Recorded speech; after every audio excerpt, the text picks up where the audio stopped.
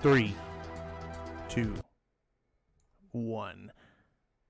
What is going on, everyone? Welcome back to another wonderful edition of CRIMINALCAST.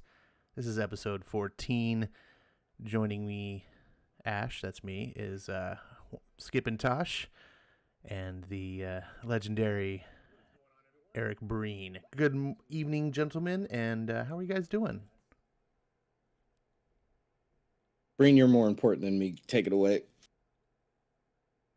I'm far too important to be captured. I'm doing all right. How are you guys this evening? Doing pretty good. Minus my shop not getting their diamond order, I'm doing all right. I had to buy a bunch of back issues and whatnot, and still felt pretty good. How about you, Ash? How are you doing tonight? I'm doing better. I got myself a short glass of some Basil Hayden whiskey, so I'm gonna try this right now. Oh, that's pretty nice. Yeah, I went to the comic book store today too. Drove all the way down there, and they were like, "We don't have any books for you." I was like, "Oh, thanks. That's awesome. So glad I made the trip." Yeah, it sucks. I've been making it more of a habit to call before I go these days, just because that's happened to me a solid like 3 times over the last 3 months. And I mean, luckily my shop isn't super far, but let's just say I drove pretty far one time. I'm not going to tell you how far, to a shop for some books that I really wanted, and they were not there. So yeah, hooray! But I've got like a bunch of like back issues and stuff in my saver. So I was just like, well, this gives me an opportunity to clear out some of my saver. So I cleared some of it out, but some new books went back in. That's how comics works, ain't it? Yeah, if you have some other things, like usually when this happens, it's like one of my books didn't come in, like Diamond didn't ship one, or something. This is the first time I've gone in where it's like, no, we didn't get anything except DC, because DC doesn't use Diamond, so they got all their DC books, and I was just like, wow, it's criminal, I tell you, it's criminal. You don't say. Which reminds me, unfortunately, he did. Well, that's why I have you guys here for the comedy. I just try to not choke too bad. This whiskey's really good, and we're here to do a criminal cast. I hope everyone that's joined us live is having a good time. You've got a nice beverage to drink. Eric, I trust you got a nice glass of Coke Zero. I do. You never fail me. And what about you, Skip? You got a good beverage for this evening? Yeah, let's say yes. I have a Starbucks hot chai tea latte, no water, all soy milk, and I also have a big cup of water. I've been still having some odd like throat issues, but they've been slowly getting better. So something warm to get me all warmed up, and then something cool to keep me lubricated. You better have that pinky extended. I was gonna say, man, I think we need to pass that reputation off to Skip. You know,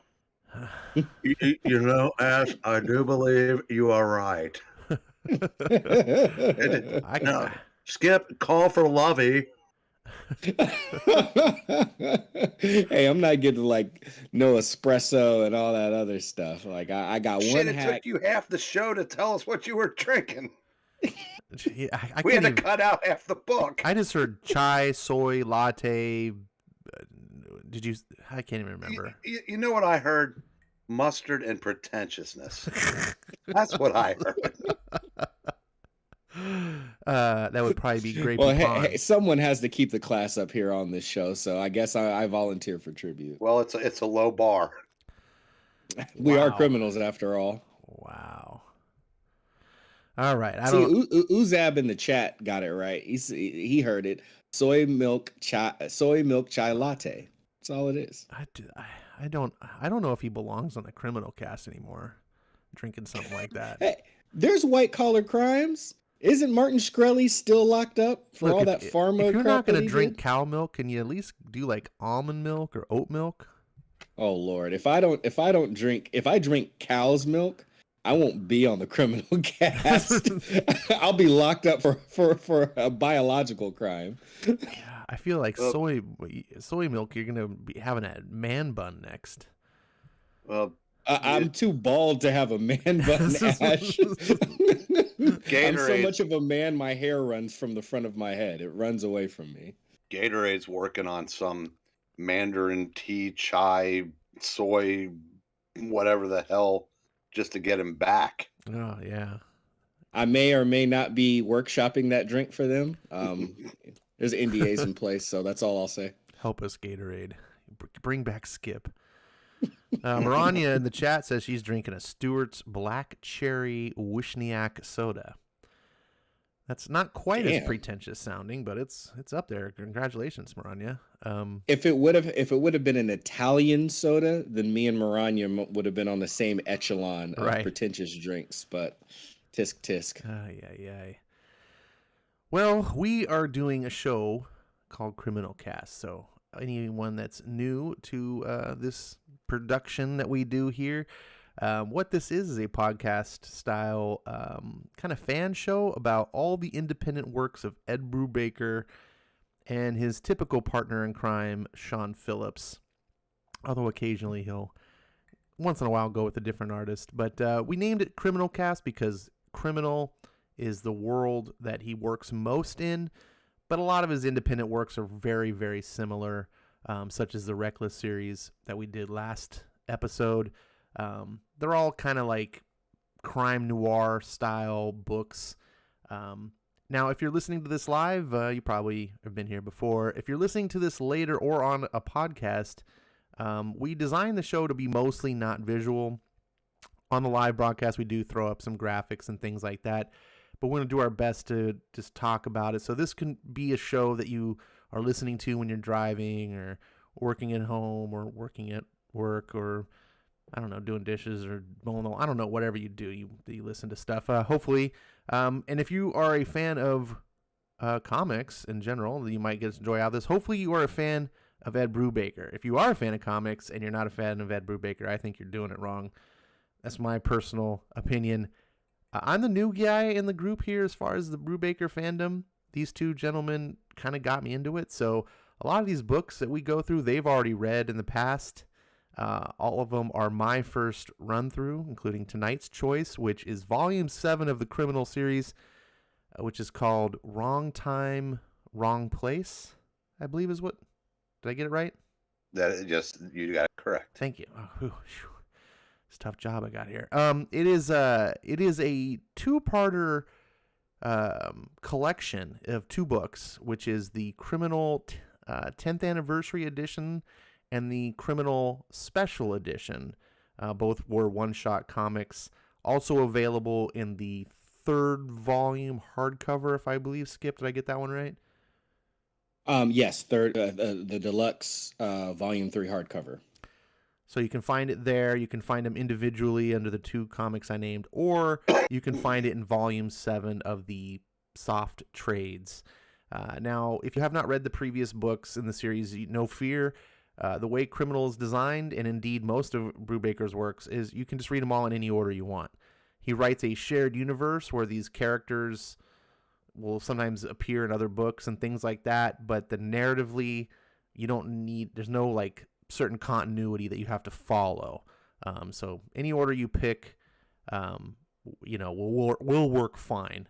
It's not going to necessarily spoil anything for you. So hopefully you've read these 2 books, and you'll join us on along for the ride. We are going to be spoiling them quite heavily.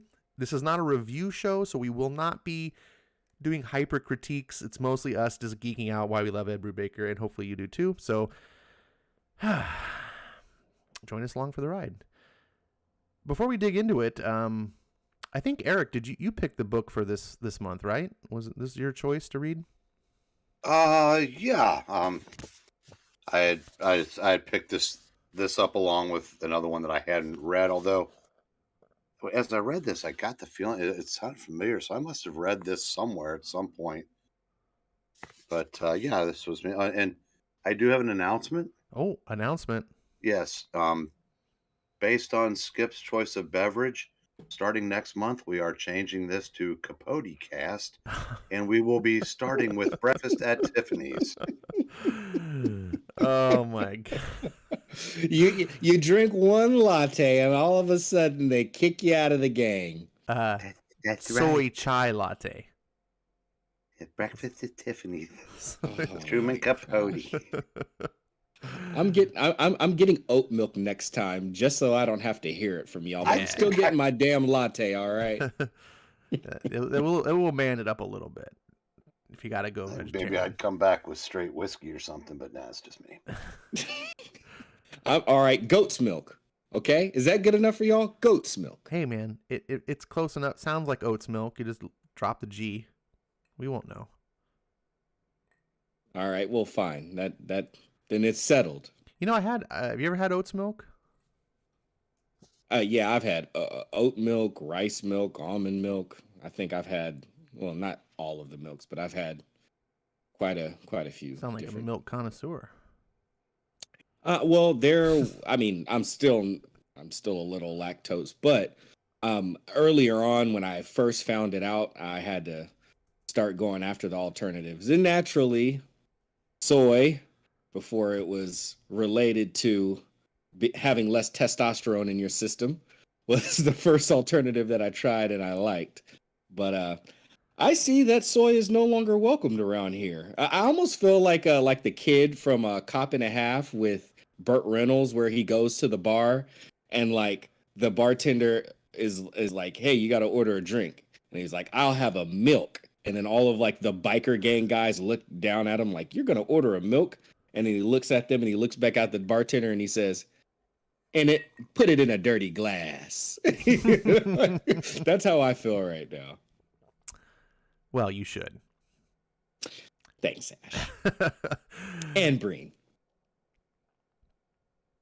Sorry, he's drinking Diet Coke right now. No. He's drinking Coke Zero, and I'm the Capote guy. Yeah, yep. I wasn't gonna say it, but I was told by my doctor to switch. I got a doctor's note too, kinda. Oh my goodness, this really is a show about criminal books. I don't know why we got off on the milk train, but we'll try to steer clear. So Eric, tell us maybe a little bit why you picked this particular volume to do for the show tonight. Well, I could come up with some kind of long-winded BS reason, but we hadn't done it yet. It really wasn't anything more to it than that. We'd done like 5 of the 7 volumes. I can't remember what the one we still haven't done was, but this was in the stack next to the one we'd done, and I thought, hey, why not? I mean, you can't go wrong. That is true. You really can't go wrong. But I was trying to hopefully pretend that we were having a much better, more sophisticated choosing process. No, tonight's all about making fun of Skip. There we go. As long as it's not me, I guess I'm okay. As I'm typing in the chat responding to Maranya, I take a prebiotic and a probiotic gummy. Gummies. Yeah, but these ones are these ones are not just regular. Your average. I can't eat a handful of these. Otherwise, Skip's going to miss a few criminal casts.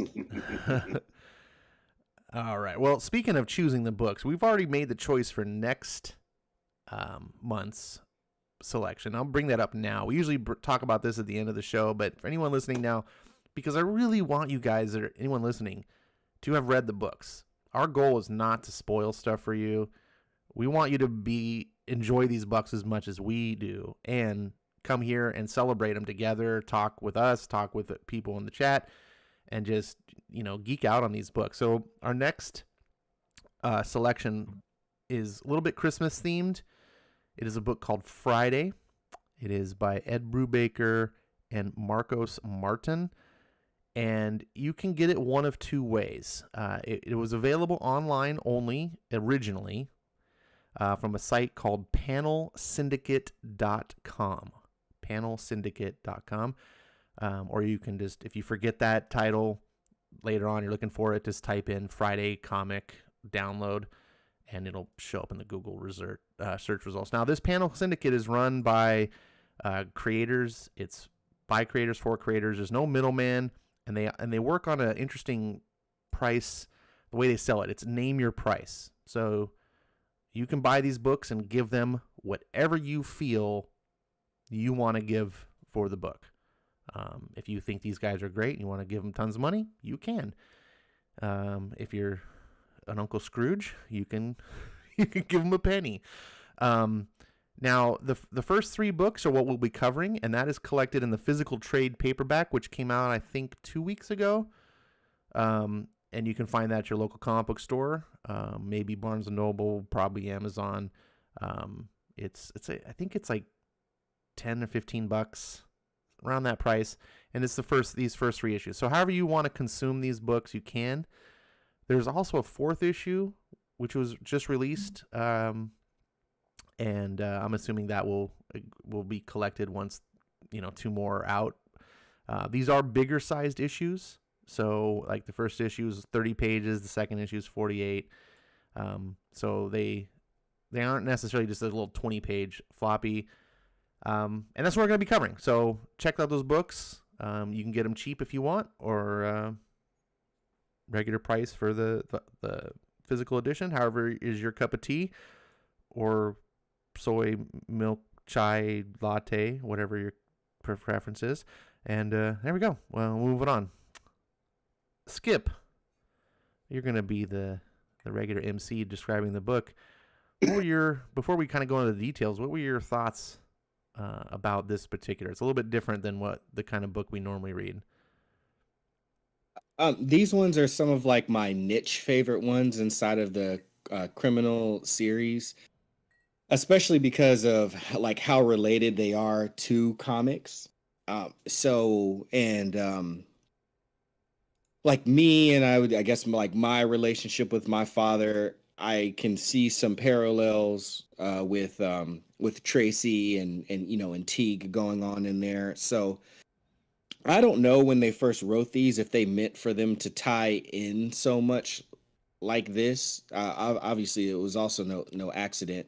Well, I mean, hell, they even gave both of them like an edition where the cover of the issue is the cover of each respective comic from from each book. And I know that's pretty meta.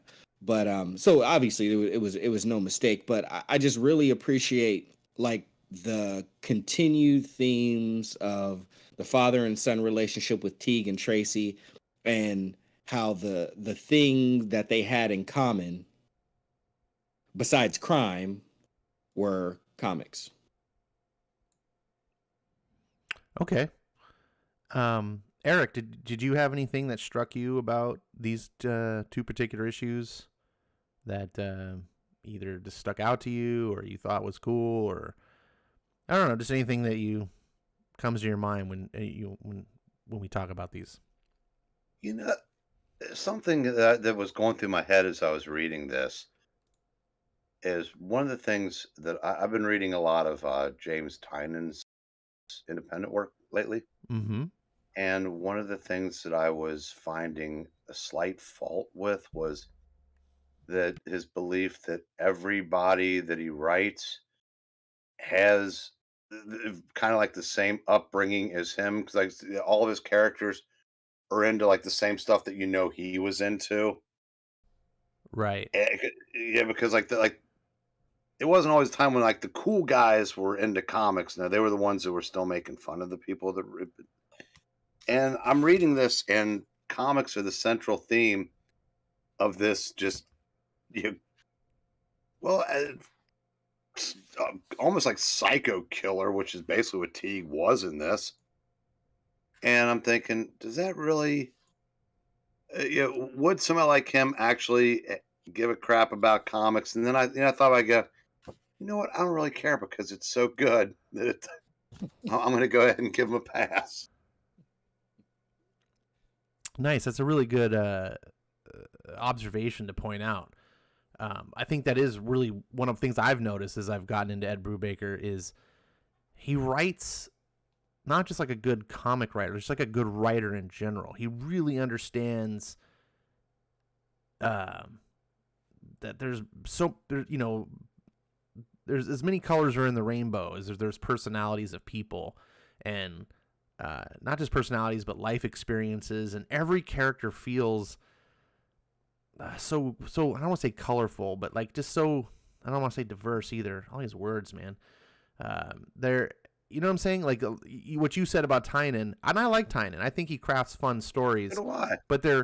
But they can tend to be shallow in the character department because he does seem a little bit more like a person who hasn't had a lot of world experience. Kind of does see everyone being more similar thinkers, and I think this might have to do with just being a writer. If you surround yourself kind of in a bubble of people that think like you, it's hard to imagine people not thinking like you.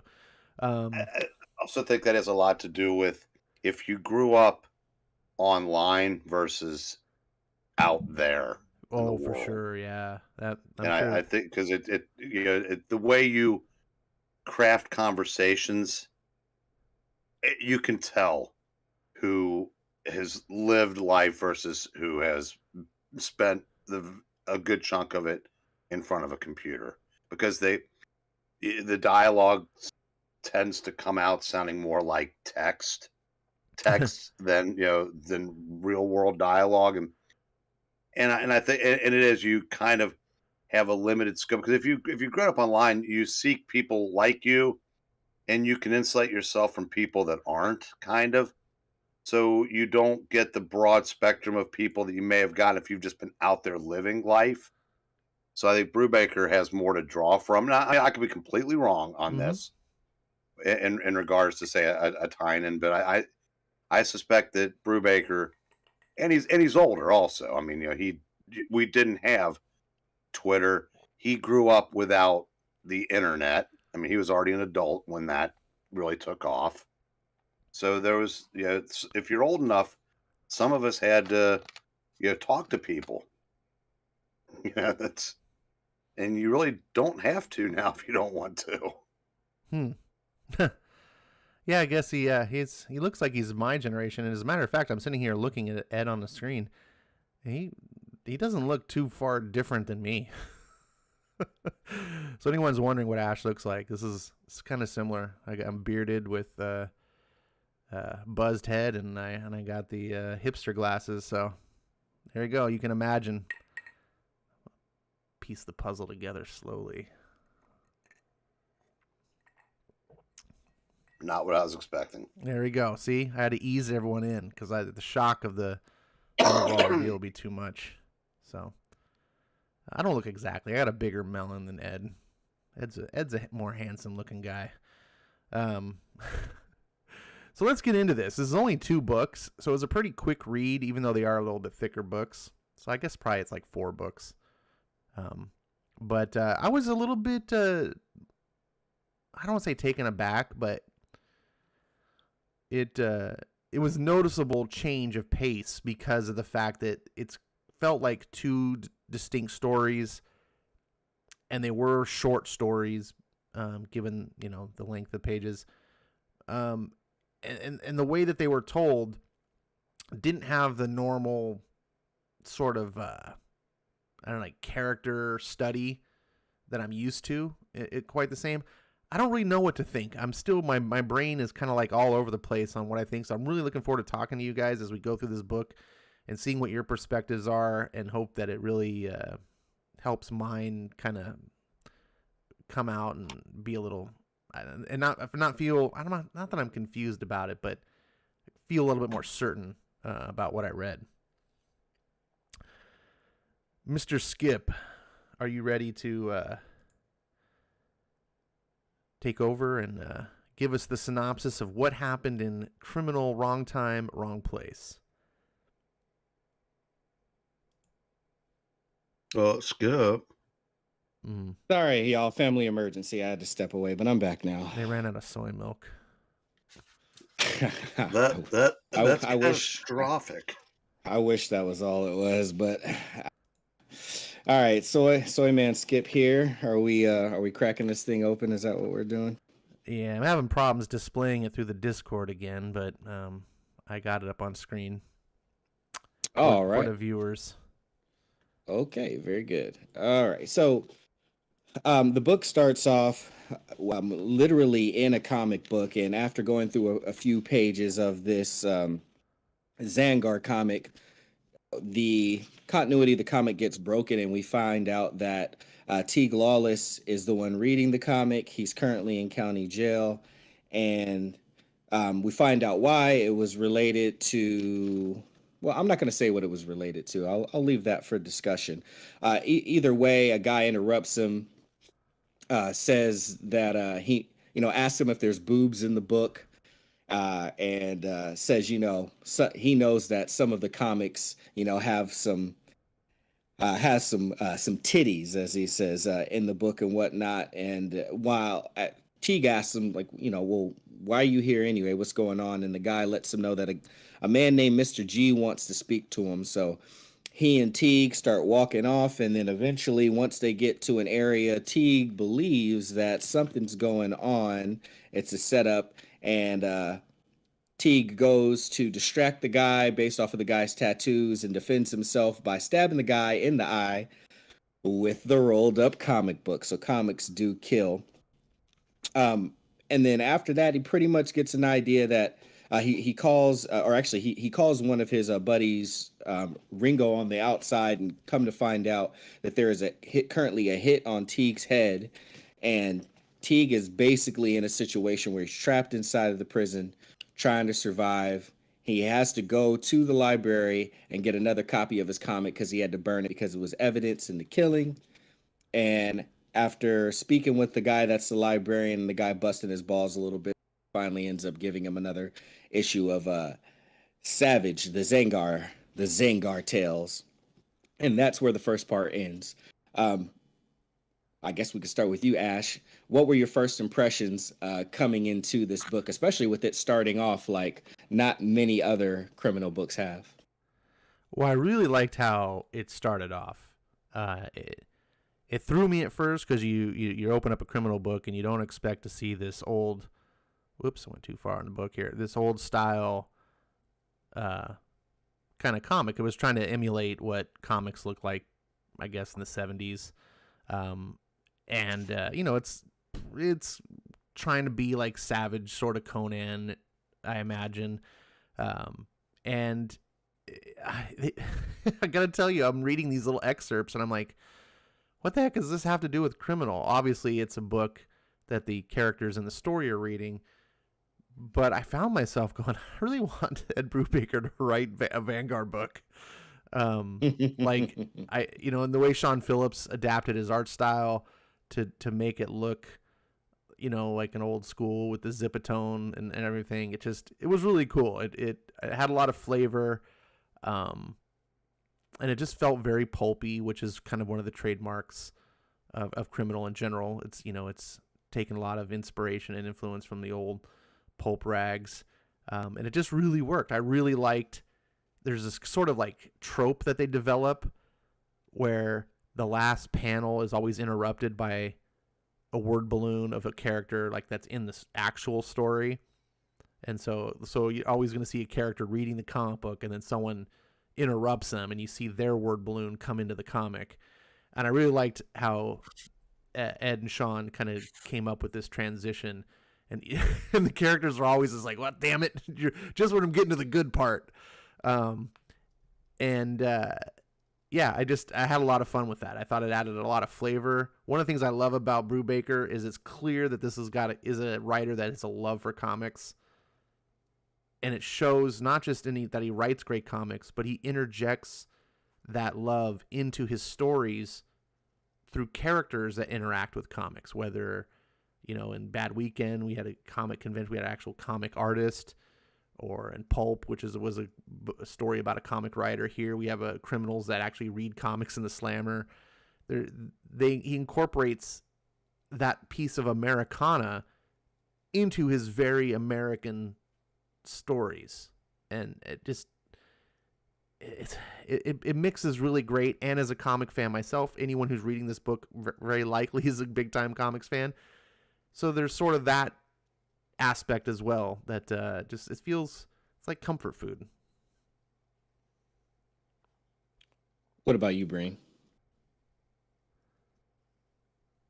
I don't know if I can improve on what Ash said up to this point. It's just because up to this point, this whole issue, this whole part of the book just kind of felt like. Ash, you said earlier that most of these are more like character studies, but this didn't feel like one. I got the opposite. I thought that this whole book was just one big character study because it doesn't really advance anything, but it just kind of fills in some of the blanks on who these people are. You may be right. It wasn't the same type of character study that I'm used to, where they get more long and involved story. Here you kind of get just a quicker snippet of their life. And we also get something that's being built up to, usually. Whereas in this story, we get the recap of how he ended up, doing his 30-day stretch. And, I do. There's a couple things, and I'm not sure how far along we are in here. I like some of the ideas. I said, now the fact that he's basically finds out that there's a price on his head and that people are going to try to kill him. And I do like the part where the one old guy, the librarian, says, I'm going to be out in 3 months. You think I'm going to risk that for $5,000? But I said, I think up to this point we're just, I don't know, I'm not really sure what all to say about where we are to this point. It's like the second part of this first story is where I think it really kicks in, like when it's the daily attempt on his life coming up. But we'll go into that after we discuss the second part of the first part. Yeah, this beginning part that Skip covered here reminds me of kind of typical Brubaker, where he sort of just builds the scene. He develops the flavor. A lot of what's happening isn't necessarily crucial to the story, but it's getting the reader, the audience, into the immersion of like I said, like setting the scene. And that's oftentimes something I think that's overlooked by a lot of lesser writers. They don't necessarily understand the importance of this. They just jump straight into the plot. And, oftentimes we'll use a bunch of exposition to just cover where they're going first. Like, oh, okay, characters in jail. Let me just write a big splash page with a ton of words to explain what Brubaker does here. He shows it. And we just get to kind of just piggyback onto Teeg Lawless's shoulder here and just kind of follow him along of this experience and him being in jail. And I for one, really enjoyed that. Like I said, between the theme of the comic books, the character that we meet that mans the jail library, and there's just some dialogue in there about, it's kind of gross actually, but how he says, I gotta check out some of these books, and they don't always come back in great shape. Sometimes they're we'll just say they're soiled. and how he got the gig. Yeah, like those are types of things that really like don't advance any sort of plot, but they really get you into the feel of this world, and that helps you. It really helps the overall story and the characterization that follows it, in my opinion. Right on. My favorite thing about the first portion of the book, outside of how Teeg outsmarts the hitman that was trying to take him out, distracting him by his own Nazi tattoos, is the or not yeah, no, those were Nazi tattoos. Not only by that, but like the parallels in the book. We're looking at Zangar, and Zangar is in a position where he's been wronged, and he's on this mission to find out. He thinks he knows who's at the root of it, but in the midst of doing that, he has to survive, in order to get to the end. So right now for Zangar, it's all about survival, and then we go right out of that to go into Teeg's story, and it's very much a similar thing. Teeg is in a place where he thought he was scot free, and he only had a few more weeks to serve until he was out because it was just like a 30-day stint. But things have changed, and now he's got his back up against the wall, and he's on a mission to survive. So I would say that was my favorite thing, not only about the first part, but really that was a reoccurring theme throughout the entire book. How Teeg and Zangar's stories are tied together, just in two different scenarios. Good point. Good point. All right. Well, from there, Teeg does go to the real Mr. G, or actually, I should say he's out on the yard, and the real Mr. G comes to speak with him. The real Mr. G lets him know that that Sebastian Hyde, is actually pissed at him for royally screwing up some of the plans that they had that Teeg was supposed to help with, as well as the fact that it's not Mr. Hyde that's after Teeg, but Teeg does not have any protection from Mr. G, who runs the yard. And not only that, Mr. Hyde did do a little bit to make it rough for Teeg, but letting Teeg know if he makes it out alive, that job that he screwed up the timing on will still be his if he can make it out. And from there, the guards on the yard, start to beat the living hell out of Teeg Lawless. He might have been Teeg Lawful after they royally whipped his tail. From there, he gets patched up a little bit, and just as Breen alluded to, we're seeing, with the remaining 2 weeks that Teeg has left, we're seeing multiple people make attempts on his life, even one going as far as to dose him with some acid to get him all tripped out, and Teeg continues to survive all the way through. And his buddy, who was the librarian, does come and kind of get him out of the rough a little bit, takes him back to where some of the books are hidden over in the library. So one of the stash spots, we could say, storage for some of the back issue books, and does let, Teeg is a little suspicious, of course, makes mention of how much money is on his head, $5,000. And that is when the line comes up that Breen spoke of earlier, how the librarian guy is going to be out in 3 months, and $5,000, just ain't enough money to have him risk and jeopardize his freedom.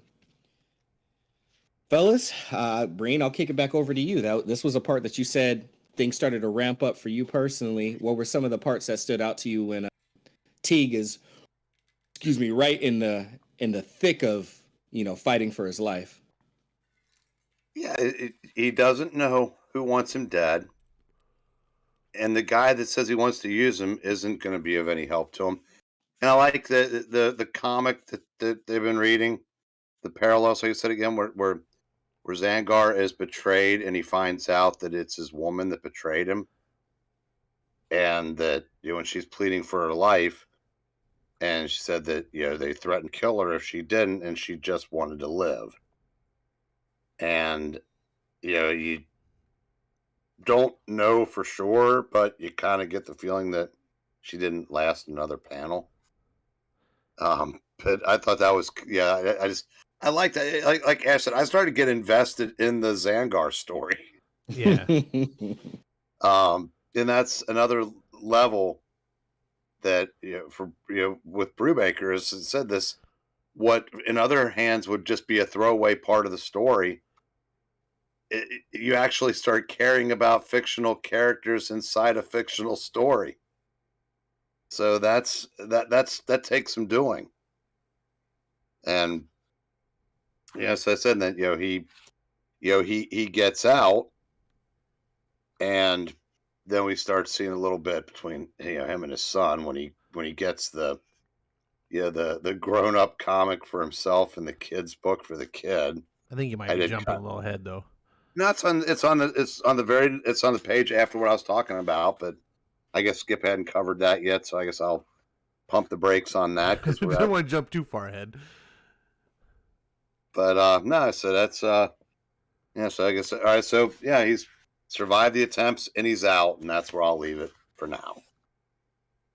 Ash? I see a little bit more of what you're talking about in this prison scene where it goes like day 1, day 2, day 3, and how he's having to fight to survive.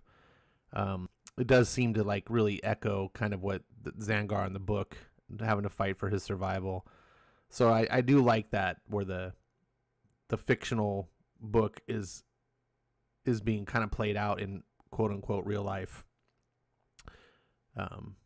Yeah, and like Breen said, the Zangar comic, you're like, oh yeah, what's going on to happen next?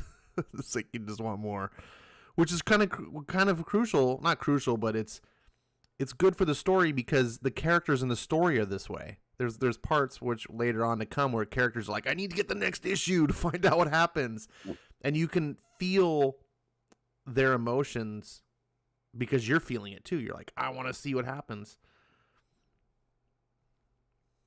And you do notice that when she's, pleading for her life in that last panel, he's got his hand on the sword behind his back. So yeah, he doesn't drink. He doesn't drink soy latte. No, I said she ain't pleading with Skip. I mean, because Skip is smooth. I could just make it work out. Like, oh, that was you didn't mean to do it. Yeah. They were threatening your life. I can understand that. How about another night of passion? Let's put this all behind us. And then I pull the sword out in the morning. It's the soy man way. So you're pulling out a different sword in the morning. Well, I'm pulling out a different sword that night. Then then it's a different sword in the morning. So when the soy wears off in the morning, Skip becomes a man again. Yeah, pretty much. Soy is like my kryptonite, and then after it's back out of my system, all the testosterone kicks back in, and I can take a life. I'm longing for the days when Ash just went off into the weeds. That's the other book. We're getting there. Anyhow, so the next portion of the story, of course, as Breen mentioned, is he catches up to the lady who played a really big role. Zangar, it is, in the things occurring in the temple that happened and ultimately led to him being wounded and almost dying earlier on in the book.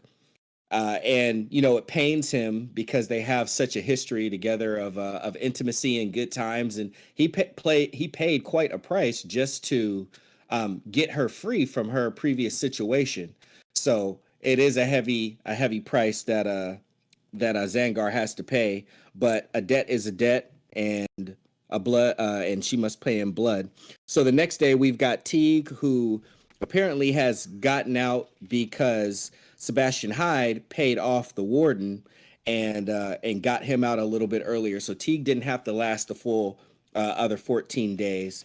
But I'm trying to remember the gentleman's name who picked him up. Oh, it was Ringo. Yeah, so Ringo picked him up and lets him know, hey, be at the Undertow, the infamous Undertow bar where is a reoccurring theme in these a recurring spot in these criminal books where the criminal underbelly meet up to, concoct all their machinations and then go out to execute their plans from there. But Teeg's back home. His lady, needs a break, so he has to run some errands, and she makes him take Tracy with him. They go and they pick up some books. Teeg gets his Savage comic and gets a Mickey Million for Tracy. But of course it's Teeg Lawless, so we're never too far away from a crime. After they grab the comics, they roll up to the spot, and the person who we called in jail, not Ringo, but it was his buddy that he did the gig with, and the person who was holding his part of the loot. He goes there and tells Tracy to stay in the car, and he pretty much presses the guy. And he doesn't have to squeeze too hard. The guy starts singing like a bird. And Teeg pretty much knows at that point it was his good old buddy who was the person who put the hit out on him in jail. So that way he wouldn't have to worry about giving Teeg his share. Fellas, How did that part ring for you? Let's start off with Ash on this one. Just does not pay to be a criminal. That's the lesson in Brubaker's books. These people are always doing each other dirty. This was I mean, the book wasn't really long enough to have a super big twist like some of his other works. So it didn't feel as big, but it was a cool twist because the whole time he's in jail, people are trying to kill him. There's a hit out on him. He doesn't understand why. The one underboss guy comes to him and is like, look, it's not, what was that guy's, the boss? Sebastian Hyde? Yeah, it's like, it's not Hyde. You know, he's pissed at you. He doesn't want you to feel good, but he's not trying to kill you. And as a matter of fact, if you can get out of this alive, you can get your job back. So that was kind of a thing. You're like, well, who the hell's trying to kill him? And the whole time was, the whole theme of this story is that Teeg's in jail because he was dumb. he got a like a routine like traffic stop type thing, and then he was like arrested for failing to appear at court. It had nothing to do with the big heist that they did. Right. So he never made it to the part where they like divvy up the money. So his partner still has his money. So when he gets out of jail, he goes to get his money, meet up with his buddy. Hey, guy, I'm here now. I want my cut. Oh, hey, Teeg, didn't expect you out of jail so early. Oops. And the betrayal sets in, and this guy's kind of a little weasel. So he caves pretty quick, and Teeg finds out. And then it kicks into the Vanguard story where we kind of get a sense of what's actually happening through a different comic, which I thought was pretty neat. But Eric, what do you think about this kind of revelation in the story? Well, yeah, it goes back to the scene before in the comic when he realizes that his woman has betrayed him, and then this his accomplice betrays him, and then so it kind of like you get it acted out the second time. What I'm assuming happened both times, but I like the part where he just, like I said, just basically rips the guy's heart out and throws him off the building. And then I especially love it when we find out this time it's the kid that was reading it. So that was I thought that was kind of a nice, a neat touch to end the first half. Definitely. I didn't catch the first time, but I liked how the comic kind of gives you an idea of where the scene went. Because the last thing you see is Teeg kind of winding his fist back. Yeah. And then it cuts to the comic, and you don't ever see what he does. But you can kind of imagine through the comic, it went something like this. Yeah. So I thought that was a neat way of playing it out.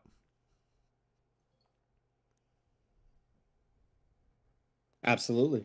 I same thing, it paralleling the story. So he, and also the fact that, often as people go for revenge, or even, if it is more on the side of business, in this particular case, it would be, I imagine it would be hard for Teeg not to feel betrayal. That was the person that he did the job with. This person, put a hit out on his life. He found out who he is. It was all over money because that guy had another debt that he had to pay, and he didn't make enough money to, make it out of his cut. So he was going to, bump Teeg off to get him out of the picture and then use Teeg's cut. And Teeg was fighting for his life. So there's just no way. I feel like it was a little personal too when Teeg had to kill him. And, thinking that there may be some, positive feeling out of, killing this guy. And, but, just as with Zangar, and, there's no joy basically, or there's not much fulfillment in it. There's this emptiness within him, after he finally got to the person that was responsible for, trying to kill him. And that was supposed to be another parallel for Teeg as well, Yeah. but that moment has passed by the time we're broken out of the meta of the comic, and then Teague getting back in the car, and it's Tracy that's reading his book this time. And here we are back to it. Teague gets in the car. It's like, before we go on, yeah, there was like one spot in this that kind of made me think that it's almost like, I'm not gonna say a mistake, but if when Hyde ends up bailing him out a little bit early, like bribes the warden to get him out early, if he had plans for him, I could see him saying, "Okay, if you survive this, then we can go. You'll be of use to me." But would he have had him beaten up to put him behind the 8 ball to begin with? That seemed like it was a little, kind of like No, I because something came up. Hyde didn't intend to get him out early, but there was a job that he needed, and it was like, okay, well, fine, let's get him out now. That's how I right. Yeah. Ringo said that he mentioned something to Hyde to kind of accelerate Teague getting out early. But Hyde didn't get where he was by being stupid, so I would imagine he probably plans things out somewhat in advance. It just doesn't seem like a smart investment to have the guy that you think you may need, because he said, if you get out, you're still of use to me. Now that job might not have come up yet, but I'm thinking just not doing anything about the fact that a bunch of guys were going to try to kill him is one thing, but having him beaten to a pulp to where he may not be able to defend himself against us, it doesn't seem to be it's like having your fighter beat the hell out of before a match. Well, I mean, I think if you're willing to let someone die, they're not that important to you. I think it was more like, if you survive, we always need some sort of muscle. I guess we'll use you again. I don't think it was like, you're crucial to us. No, that part I get, but I said, I'm probably not having the guys, face bashed in first. So I said, I'm thinking it'd be more like, we'll just see what happens. That's just, like I said, just my observation. Earlier excerpt, actually right before they get to that yard scene, has Teague's monologue going, and it's talking about Ringo. So he said, Ringo is one of Sebastian Hyde's lieutenants, and a week ago, Teague was supposed to help him take care of a city councilman. The guy was blocking a construction contract Hyde needed, or wanted at least, but Teague hadn't been there a week ago because he was in here, and that councilman was still walking around town like he owned the place. Still, would that be reason enough for Hyde to want Teague dead? And if it was, wouldn't he have sent someone who could actually pull it off? An open contract wasn't his style, wasn't Hyde's style, even if killing people for inconveniencing him was. So there's a note made right there that if you inconvenience Hyde, he will go as far as killing you just for inconveniencing him. Now, he could have just, really hired someone to take Teague out, but Teague did inconvenience him, and he didn't kill Teague. He did have him beat up because Teague inconvenienced him. Teague jeopardized something that was already in Hyde's plans. And, just like we've seen in other parts of the criminal books, there's prices to pay. Sometimes it's, we break your legs, that whole thing. And other times it goes, it's not uncommon for them to kill him. Now, to what Ash said, Teague obviously isn't that important to him overall, to begin with. So, like, to me, and what we've seen with Sebastian Hyde and some of the stuff that occurred, back in the book where it was Teague's story, and then it was the dude from the Undertow story, and then the woman. We know how both the Hyde son and the Hyde father can be kind of finicky on those things. So it wouldn't surprise me. And hey, if Teague would have ended up dead, then he just would have gotten someone else to do it. But also at the same time, if Teague made it through this, then that does make him that much more of the guy for that job once he gets out. So it wasn't too far-fetched for me. Was it smart? I mean, if Teague is your only guy, that was dumb as hell. But if Teague inconvenienced you, you would normally kill him, but you just beat him up a little bit and see if he could, if he could still hack it after that. And, you took some of that cost out of his ass. because you can't take because you can't because you can't take it out of his pocket because he's locked up. I could kind of see it. You know, I'm actually those are good points you guys both made, and that kind of makes me. It kind of changes my opinion a little bit in the fact that we think about Teeg Lawless. He's resourceful. He's a survivor, but at the end of the day, he's kind of a loser. Yeah. He's So definitely a loser. that's kind of so to your point where I said, if he doesn't make it out, let's next man up, like in sports. Yeah. The way I excuse my French, he's a fuck up. The way I see it, excuse my French. So yeah, I agreed. The way I see it is that Teague's like a dog, right? And that Hyde needs Teague to understand his place, even if that means he's gonna maybe die. He can't let people like Teague think like, oh, they're too valuable, like they can get away with shit. It's right. He's got to send that message, because you don't mess with Hyde. And we that other story we read, that was the story about Hyde. I think that kind of makes sense, how he got his position. Indeed. And with that, we're coming out of the Zangar story. Hey, you little shit, Teague says to Tracy, give me that. So he snatches the book out of his hands, as y'all had said. It's now Tracy reading the Savage book. And Teague's just like, how come I got you a comic? And Tracy's just like, it's boring. He doesn't, he's tired of reading Mickey Millions. He wants to read Savage sort of well, just Savage. But, and then it breaks into something kind of more introspective for Teague. Sometimes Teague thinks there's some secret to life that his dad never told him, but probably the old man never knew it either. So we're going back into that whole father-son type of thing. And from there, Tracy's just like, all right, well, what are we doing now? And they just end right back where we begin on the comic. Teague is training Tracy, to be a lookout. So they go to a place and wait for a guard to be coming off of a bus. And Teague goes right back to his book and reads it as he basically tells Tracy to shut up and work on his lookout skills. Can I say one more thing before we go on? You absolutely may. Tracy is right. I have read tens of thousands of comic books. I have read thousands of Archies. I have read Caspers. I have read Little Lotta's. Richie Rich. I mean, Mickey Millions is boring. Oh, was it really? It kind of is. I with apologies to Eglantine, who is a huge fan of Mickey Millions.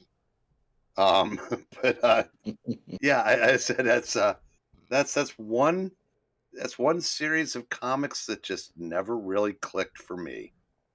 So I'm with Tracy on this one. Yeah, when I put myself in Tracy's shoes, give me the option to read. Well, how old is he in this? He's 12. Yeah.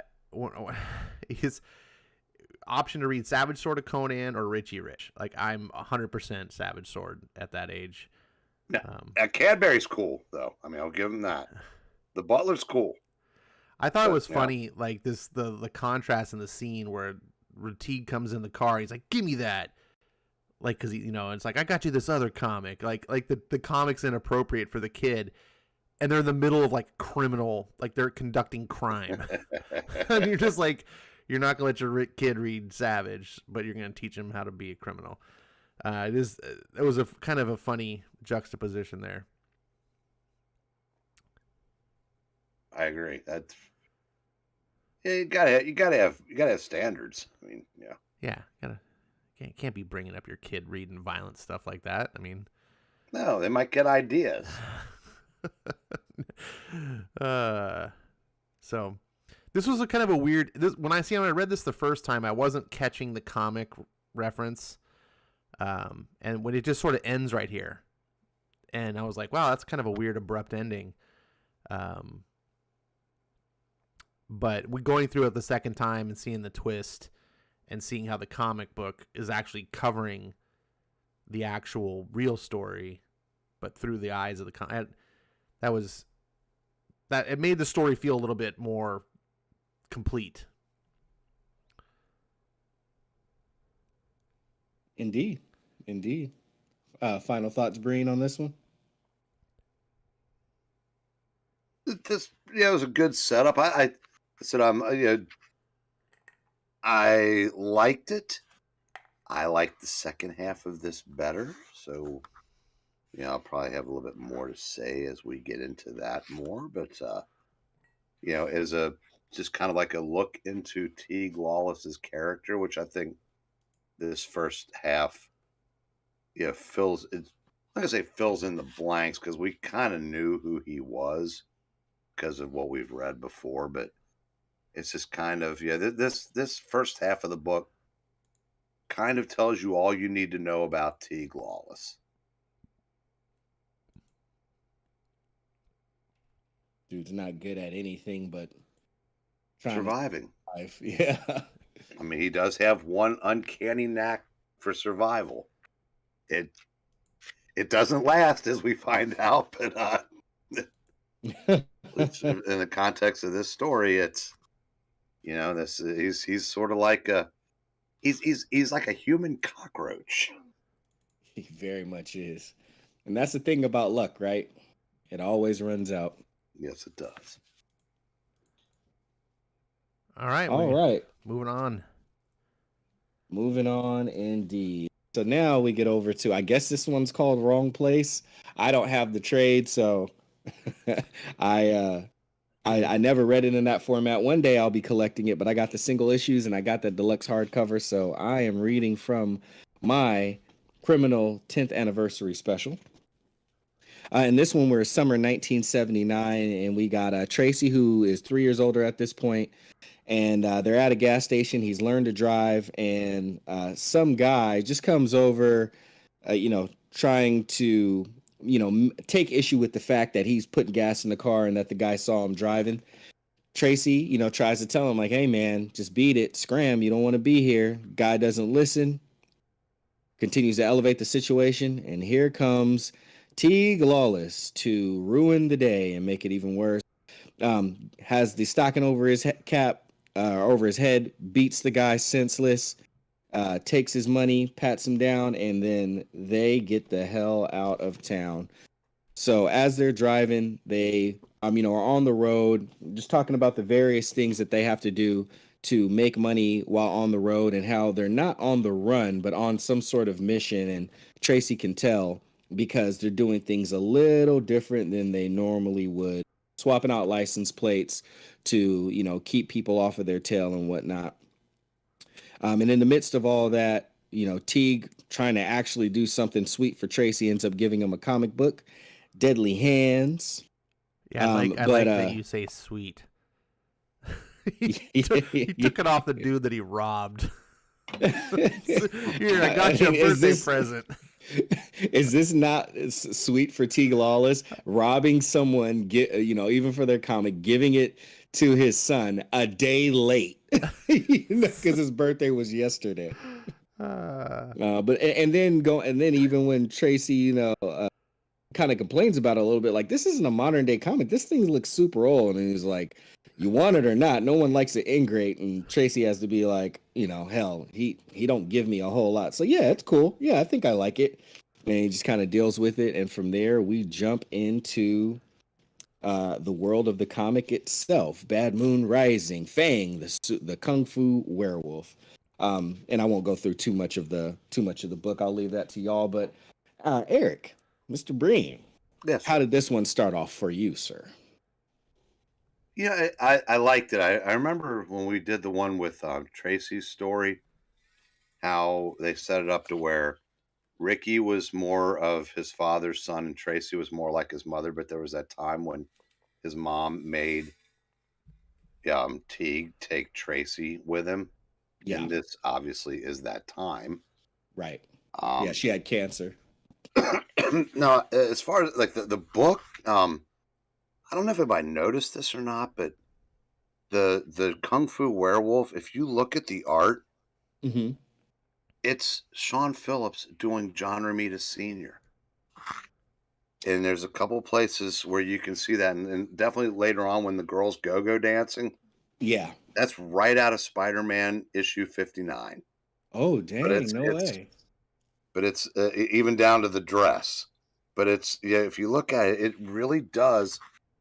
And I'm thinking it was kind of a conscious effort to resemble Ramita Senior, which is another, if I'm right, Yeah. kind of a neat homage to I would say that's a good call. I'm not so familiar with Ramita Senior that I made that connection immediately, but when I was reading this, I was like, this feels like classic Spider-Man.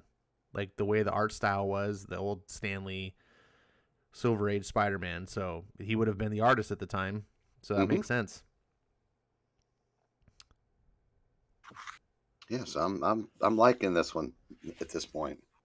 What about you, Ash? How did it start for you? This is interesting. This book, this is the very first criminal I ever experienced. I didn't read the whole thing though. This was way. Oh, I remember you telling me that. When people were talking about criminal, and I was Yeah. like, "What is this criminal book that people are talking about?" And so I kind of flipped through and I read the beginning of the story, and I was like, "What? It's about a kid," and I didn't know what it was. Like, so I didn't know it's kind of like an anthology series. So I'm like, it's about a kid who's like a criminal and like his dad, and I was like, and they're just like bad people, and I saw the robbery, and the dad just beats the crap out of this dude. I'm like, this book seems terrible. Like, not that it was like a bad quality book. I was like, this is just not my cup of tea. This seems like one of my most hated movies of all time, Natural Born Killers. That's kind of how I was like perceiving it. Didn't have the right perspective, and so I didn't even get to the comic book scene, the Bad Moon Rising part. I didn't make it that far. I was just like, I wasn't accustomed to Sean Phillips' art style, and I was like, yeah, this is just like a dirty crime wannabe Tarantino type thing. Not for me. And then later on, people are like, oh, criminal this, criminal everywhere, criminal, and I was like, did I miss something? Maybe I should try it again. And then when I gave it a fair shot, read something else, read the whole story, it clicked, I understood, and I was like, oh, okay. And so now it's funny to go back several years later, get to this comic, and I remember, and I was like, oh yeah, this is that book, because I remember the gas station scene stood out to me, and seeing it through the eyes now that I have, where I'm a fan of Sean Phillips and Ed Brubaker, the scene plays out completely different to me. It's really weird. Now that I kind of like have that context and that open-mindedness, that's great. And I love getting to the comic book part, because obviously now my brain is trained from the last issue, how Brubaker's using these comics. And so I'm like, okay, in the last issue, the last story, it was Teeg telling his story through Savage. In this one, it's going to be Tracy as the wolf.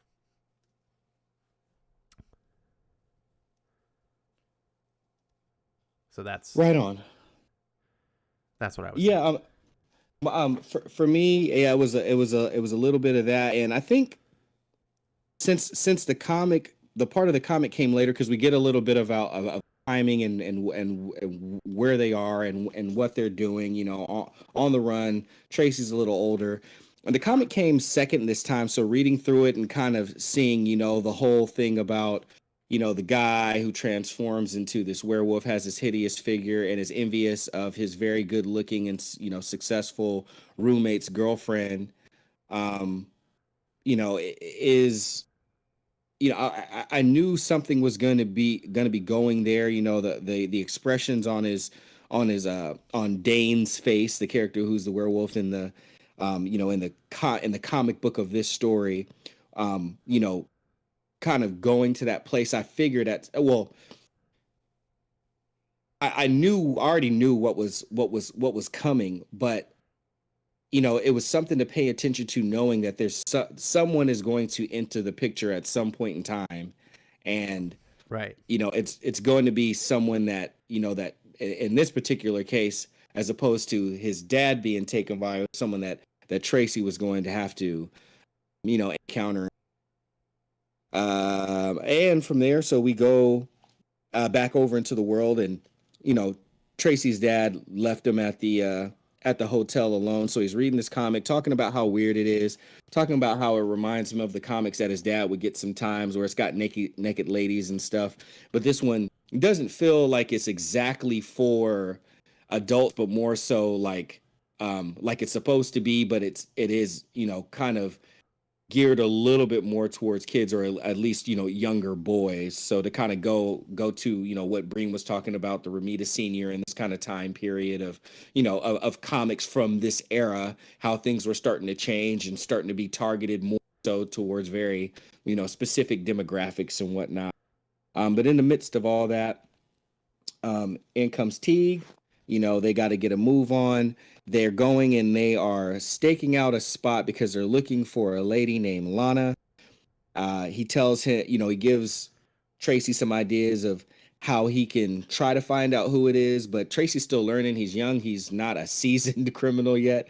He's still a kid. So he goes in there, tells him to buy some candy bars, finally remembers him to give him the money for it. And Tracy goes in.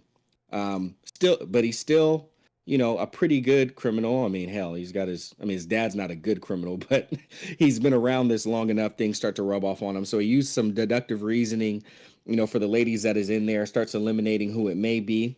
And sure enough, he ends up getting asked if he needs help. He's looking at the comics, uses his love for comics as a reason to continue conversation with that lady, and then ends up introducing himself to that lady.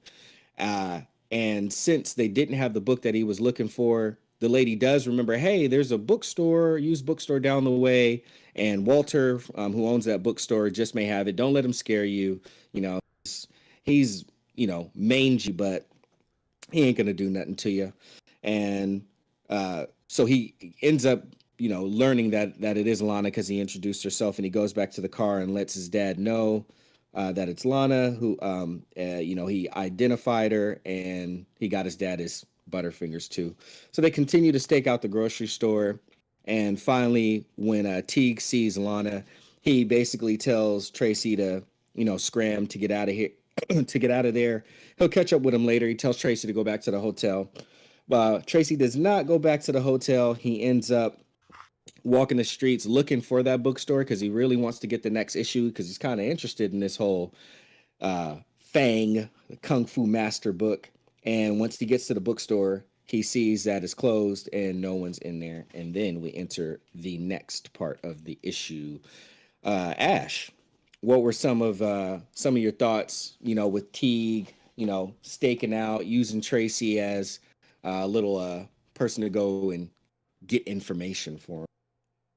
One of the things that stands out is I think that this second story feels a lot tighter and a lot like, I don't know how much later this came, like how much later Ed wrote this book versus the first one.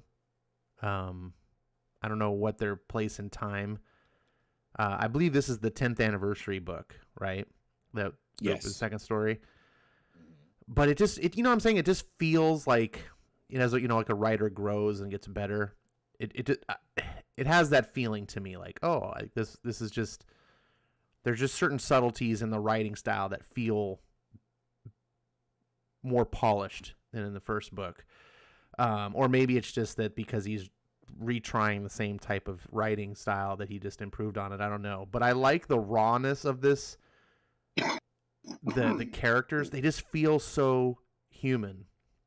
And I really respect how this story tells a little bit of coming of age for Tracy in a subject matter that would easily become very uncomfortable, right? It's basically Tracy discovering his sexuality. But that would be super easy to make it as a cringy, uncomfortable story. But the way Ed finds a way to tell this is through these comics and through this other character we have yet to meet. And I really like how he avoids any of the weird parts, right?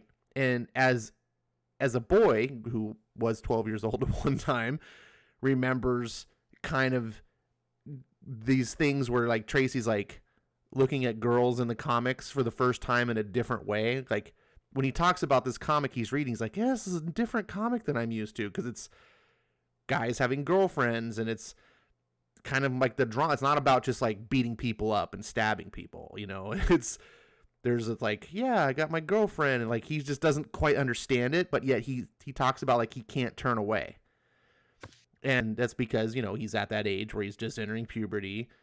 And like I said, it doesn't go into anything sexual, but those subtle nuances of the writing, like you get that Tracy's kind of fascinated because his perspective on life is changing from what little kids think of to as you grow up. And then he gets sent into the store to do this little scam job. Not really, it's more like a reconnaissance job. And he doesn't know what he's supposed to do. And his dad's like, just go figure it out. You know, like you. And so it shows his cleverness of how to figure out who Laura is. It's a very small town. So of course Laura is like this nice, you know, everyone in there is like super friendly, small town people, which I think is important for next scenes of the story. And we, of course, to see how just what a dick Teeg Lawless is, the father, who again and again is just abandoning this poor kid. So yeah, I could go on. Eric said he wanted me in the weeds. He doesn't really. I could go on and on for like what emotionally this grabs me. But when I read Brubaker books, it feels like a guy who understands the world.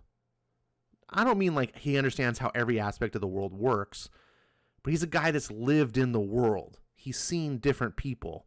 He's seen how humanity reacts. And someone earlier in the comments, I didn't mention it before, had made a comment about how it's not necessarily good to write characters you know, or whatever, because I think he made a comment about Hemingway. You know, I don't think that's what Brubaker does. I don't think he's like writing his friends and family into his books. I think what he's doing though is he's just seen enough of the world that he can create these fictional characters, and these are people who very probably could exist. He doesn't have like 3 variations of people that are your standard archetype TV characters that a lot of the modern writers do because they haven't experienced the world.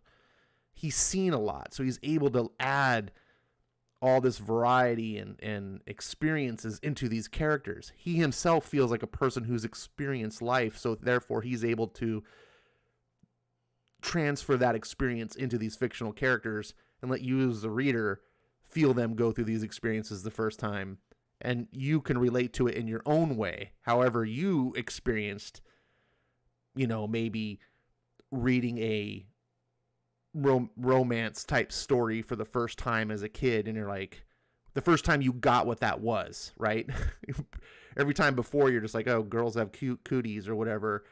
There was a time in your life where all of a sudden girls didn't have cooties, and you didn't immediately make the switch. It was kind of like, this is weird. Anyways, I'm gonna stop myself before I go too far. Green. Well, I'll be brief. What we have at this part of the story is a kid about to find out just what a bastard his father is. Because when they go looking, you know, when Teeg's, you know, going to, you know, look to get it wet, and you know, he sees Lana and he's gonna go make a move on her, and he tells the kid to get back to the hotel, and then the kid goes, "Dad, don't hurt her." Yeah.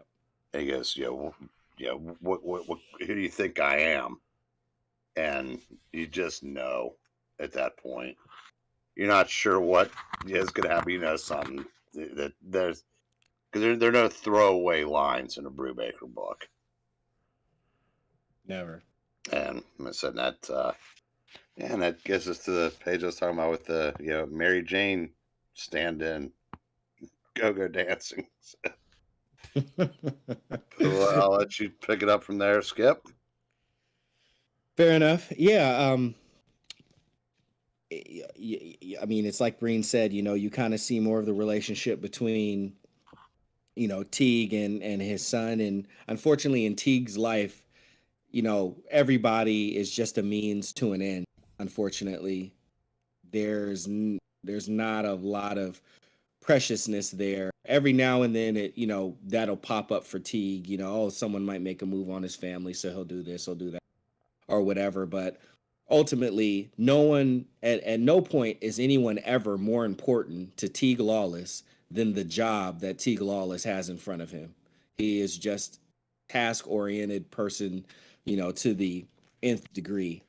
And again, going back to the book, you've got the comic book portion of this. You've got Fang. We're seeing him out here, on the prowl in the middle of the night, fighting all these ninjas and utilizing his kung fu. But while he's in the midst of all that, all he can think about is Mona. Her, at the club, dancing it up, the light strobes, reflecting off of her dress, and it could potentially put him in a tough spot. Because he can't get his mind off of it, and he does ultimately end up getting, because he's not focusing on what's in front of him. All he can think about is that woman. And we roll from that right back over into Tracy. Tracy ended up finally going back to the hotel. His dad didn't come back like he said he was going to.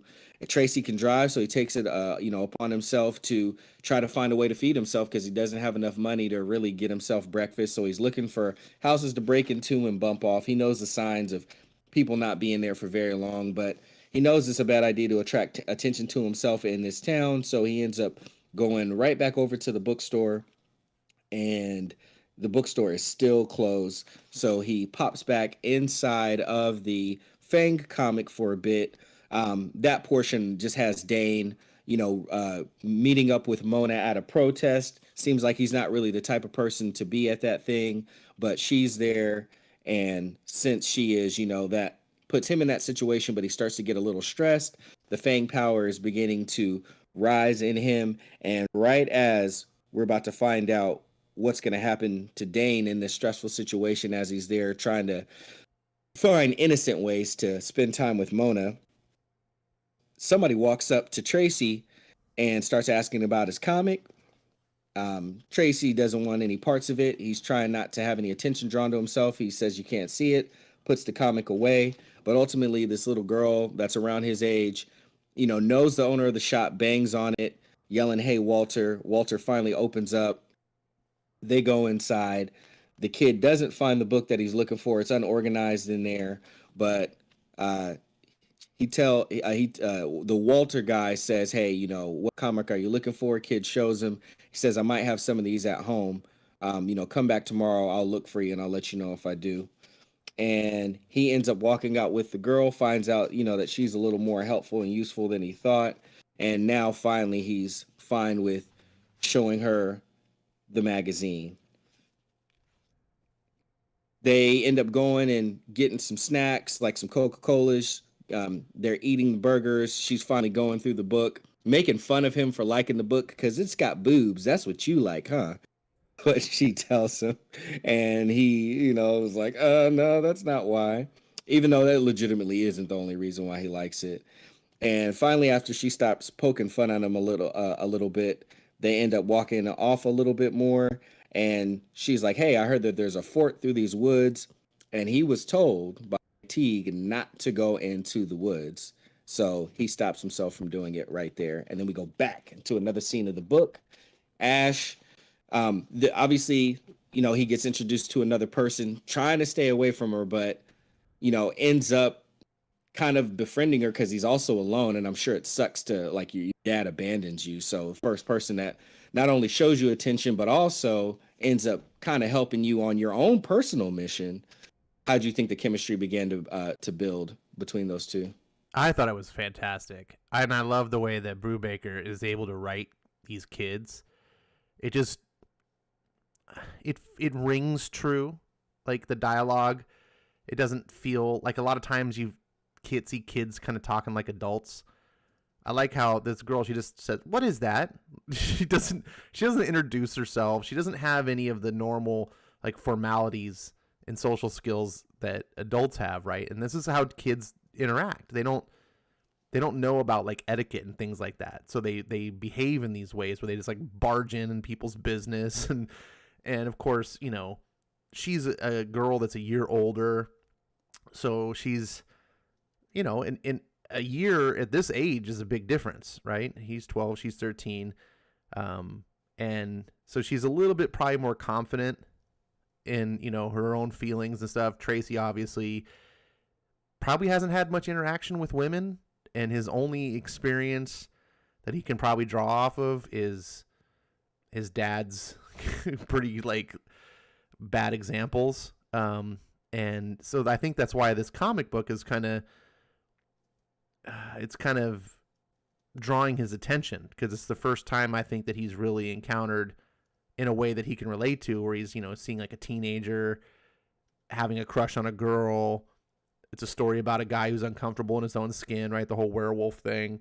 And here we see the parallels of Tracy just being a 12-year-old boy, not really sure how to talk to girls. He doesn't necessarily have a crush on her, but I think there's probably an attraction, and he just doesn't understand his feelings.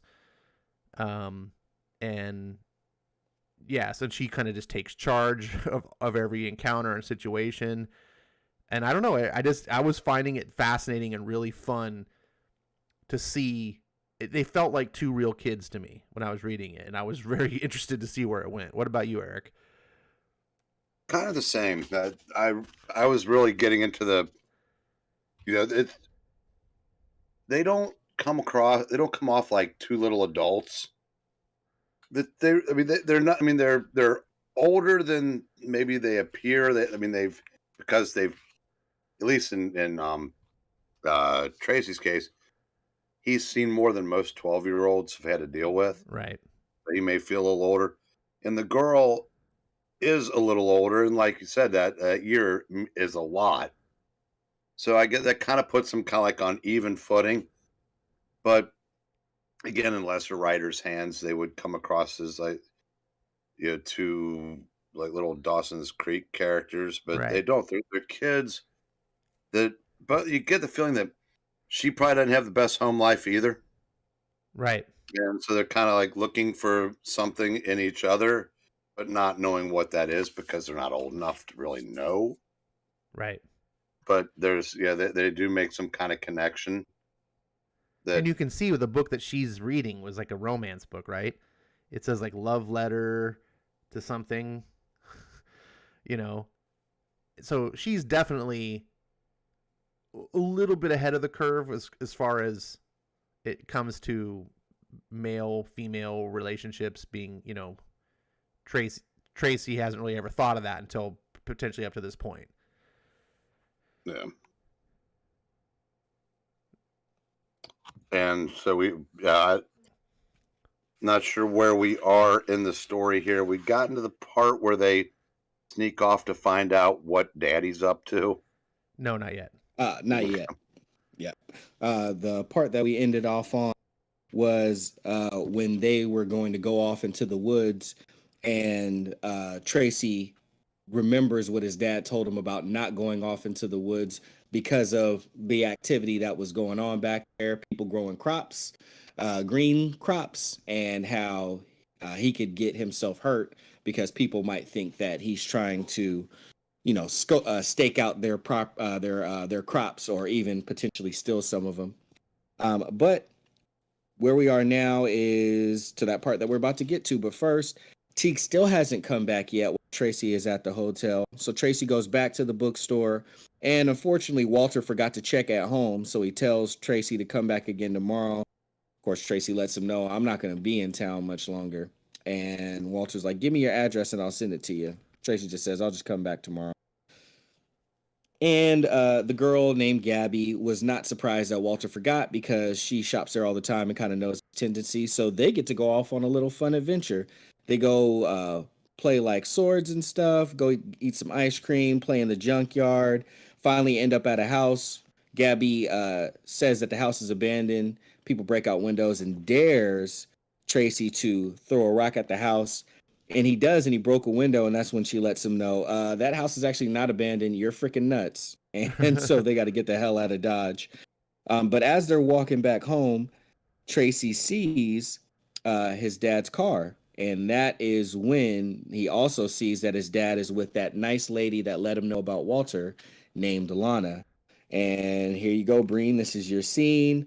We already know that Gabby likes books more than comics. So she was really liking a book all about staking out houses and kind of eavesdropping on people. So they proceed to do that. And as they get closer and look in, they see that Teeg is handling some very personal business with this lady named Lana. And it seems that this lady named Lana is engaging in that transaction of business with Teeg, all while the kids are both watching. Of course, Gabby wants to watch more because that's kind of where the books that she's reading are taking her. But Tracy's seen enough, so they begin to go away from the window. And once Gabby sees that he's pretty turned off by the whole thing and doesn't want to talk about his dad drinking or being drunk, because unfortunately he has to see that side of his dad and whatnot very much, Gabby tries to level with him by talking about the size of the lady's assets, and it's just not enough to keep Tracy engaged as he walks off from there. Ash, the plot thickens here. Teeg has finally shown back up, and he's with that Lana lady, but it looks like things are going really good for their business meeting there. Yeah, little that was kind of a shocker scene. My favorite part about this whole portion you covered actually was the beginning part where Gabby, they come from the bookstore and she's like, "You want to hang out?" And they kind of have this little montage section, which is, you know, essentially this is Tracy's first date. That's kind of how I saw it, and it's a very sweet moment that you don't get many times in criminal books. You know, it's done purely innocent, right? It's a boy and a girl. And there's some chemistry, but it's that young kids chemistry, so they're not sexualized, but there's definitely an attraction there, and they're playing sword fights, they're having ice cream, like you said, they're playing in the junkyard, and it's very sweet. And there was something about, I loved how this went, and it kind of ends where she's like, "I dare you, you wouldn't throw a rock," and he does, and then she's like, "Oh my God, I didn't think you would do it." Like, there's people that live there, they gotta run, and it just really struck me. Like I really dug that. It felt very nostalgic for my own childhood, and then of course that was contrasted by when it's like, "Oh, I catch my dad, and he's got that woman," and they go and they peep, little peeping toms through the window, and of course see, you know, the lewd acts that are happening inside. And, you know, I can relate going back to my childhood, the first time I saw people like having sex. Like it was just, it was, you know, you understand the fascination and the curiosity of kids. And I love how Brubaker and Phillips handle it. They don't ever sexualize the kids. They don't ever go into any weird territory, but it does serve to tell the story about innocence, and then sort of like innocence lost, and you go from that sweetness to like, oh, like, and of course it's back to the world of criminal. Everything can't be like daisies and butterflies. We got to soil it up, because Tracy doesn't live in that world. He lives in the world of criminal. Yeah, absolutely. You know, because due to the nature of the book, it's usually a lot of sour moments, and you get a little sweet moment just to give you a little break of the sour, so the sour hits you even harder when you finally get back to the sour moment. So, you know, thus is the tone and the tempo of Brubaker and Phillips' books when it comes to criminal. What did you think the comic scene? Did you think that this had any meaning? My takeaway was like the uncomfortability in your skin, and that maybe it was trying to be a metaphor for what Tracy was going through and feeling a little uncomfortable. And Yeah, who he definitely. was. Yeah, not only being uncomfortable with the age that he's at, coming of age, puberty, and all of those things, but also seeing who he really is. Right now, he's Mike Johnson. As it says in the book, Teague gave them fictional names, to give to people if their names while they were, on the go. So, he even made mention, earlier how, it's easier for me to play a character. Gabby doesn't know who he really is and what he really does and how, Right. in the family. So, within the Fang book, there goes Mona, and Dane, the Fang character in his werewolf form, does not want her to turn on the light. He'll be exposed for who he really is. He wants her to like him, but if she sees who he really is, she has a very big chance of not, or basically of liking him going down.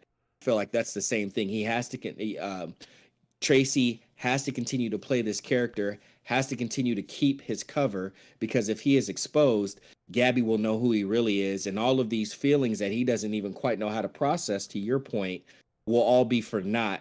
And shoot, I mean, like, he already has so much negativity going on in his life. How does he deal with that? So Mike Johnson is Fang's secret identity, and Tracy is the werewolf. Ding, There you ding, go. ding. Yeah, that's I didn't catch that. I was a little bit close. I was like the uncomfortability, but Yeah. yeah, that's why I like talking to you guys. Like I was like, oh, of course, it's so obvious. It's that metaphor. Visual We're like the metaphors are harder for me to three connect blind to. guys and the elephant. Where's the elephant? Oh man, Between the three of us, we put it together. yeah. Visual metaphors are a little bit more difficult for me to connect to sometimes, but that's why I talk to you guys. So, Mr. I'm liking Breen? this book a lot more now. Yeah. Mr. Breen, we just covered that section. Your favorite section where there was basically, it was business. It was business time. Little Flight of the Conchords reference there, but what did you make of all of it? No, like I said, it was really Tracy got to be a kid, even if it was just for a day, kind of, before his real life kicked him in the nuts again. And so, like I said, for like this couple pages where he gets to, like I said, be something that he's never gonna be, and that's a normal kid. And then, especially as we're about to find out, and I don't want to waste any more time getting to the finale of this, where we find out that if you'd ever had any kind of sympathy for Teeg Lawless, you're about to lose it, because holy frack, what he they said that I'm not even sure. Even I, with all the Brubaker books I've read, saw that coming. All right, let's get to it. And Ash, this was the exact reason that I told you, you were a little apprehensive about covering this book and how the last Brubaker and Phillips book that we covered wrecked you. And when I told you, I was like, if that wrecked you, then man, prepare yourself, man.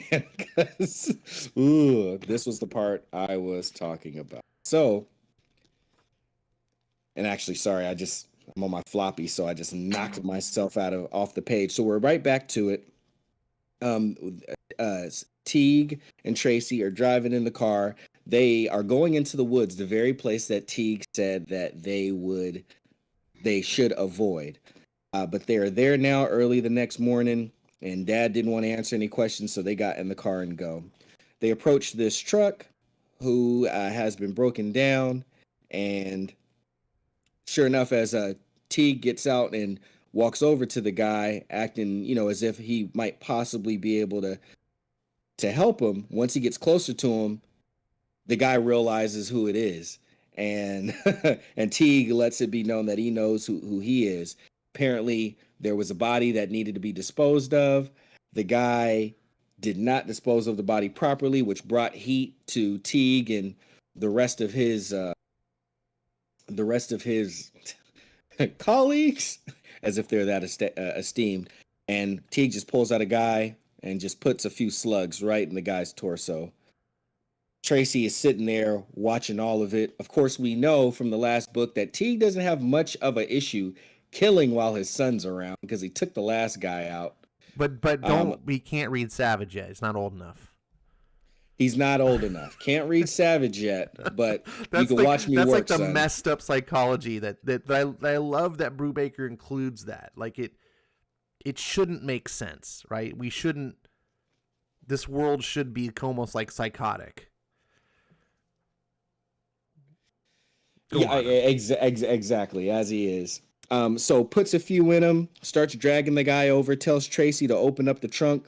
And as Tracy opens up the trunk, he looks inside only to find that there's already a body in the trunk. That nice lady Lana that told him all about the Walter bookstore where he can get his other copy of Fang. She's in there and she is not moving. Let's just put it like that. It makes Tracy literally fall back from the trunk. Teeg asks him what was going on, and Tracy just says, "That lady, she was nice." And Teeg says, "Yeah, she was. She had a big mouth." And then from there, Teeg is trying to explain to him why she had to go, why she couldn't stick around, and Tracy is just nodding and in agreement, but really not having any of it at all. They go to pay off the hotel that they were staying at because can't cause any more heat to them. And right as they're there, dun dun dun, here comes Gabby walking up to the door. And she's got that Deadly Hands comic that Walter was supposed to give Tracy the following day. But Tracy just watched his dad kill someone. So now all of a sudden, he is like, "Oh my gosh, Gabby, you got to get out of here. You got to go." He's going, and she says, "You're acting weird again." He's trying to protect her and save her life. Yeah. But he just keeps pushing her away. And she's finally like, "Fine, here's your stupid comic. Nice knowing you." And she hands it to him. T gets back in the car, asks who that was. And he's just like, "Oh, no one, just some dumb girl. Who cares?" And they drive off. I'm going to go ahead and I'm not even going to cover the last part. Go ahead and then we'll wrap it up. This was brutal, man. It just is. We're talking about innocence lost, right? Like this. That's what this whole story, I think, can amount to, is Tracy realizing he's not going to ever get to be that boy. He's not, that fun little sweet moment we talked about when he's with Gabby. He doesn't get that life. His dad stripped that from him. And I don't know if he's not necessarily cognitively putting that together, but he has instinctually, he knows. This scene here was kind of heart-wrenching because, this girl, she clearly likes him because, she got the book for him. So she went out of her way to do something nice. And then you see, when she's holding it up at the car window and he has this look of shock on his face. And then that sweet little smile, she just looks at him. And then the dull response back, and he just knows that he can't be friends with it. Like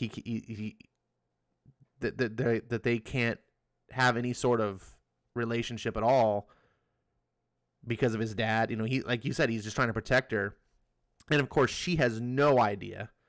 Right. So she's just now put off by his reaction. She's like, what the hell? What the hell's wrong with you?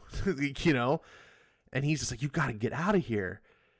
And, she's still kind of flirting with him and stuff. And, he doesn't put up. And then eventually you just see, and Sean Phillips tells this through facial expressions.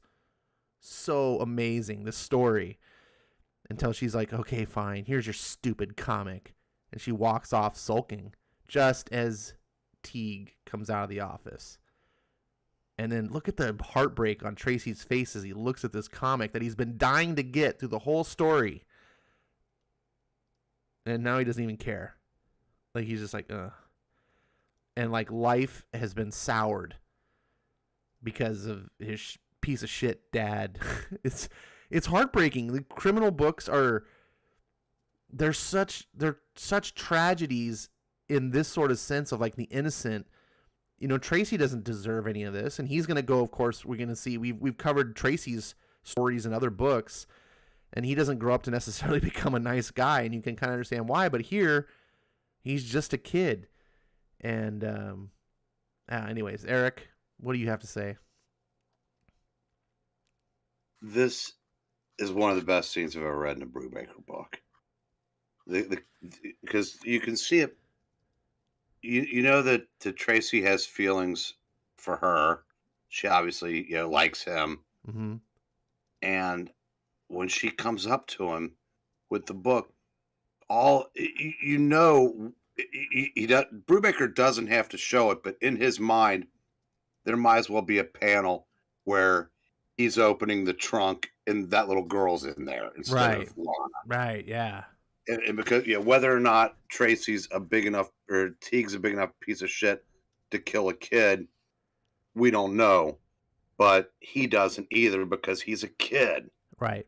And the way he's just, he's seen enough to know that he needs to protect her. And it's such a kid way to do that. And then her reaction, they say, here's your, okay, fine, here's your stupid comic. And she walks away. And then just when you think that it can't get any more heartbreaking, I know Skip said he didn't cover it yet. When he opens the book and sees what's in there,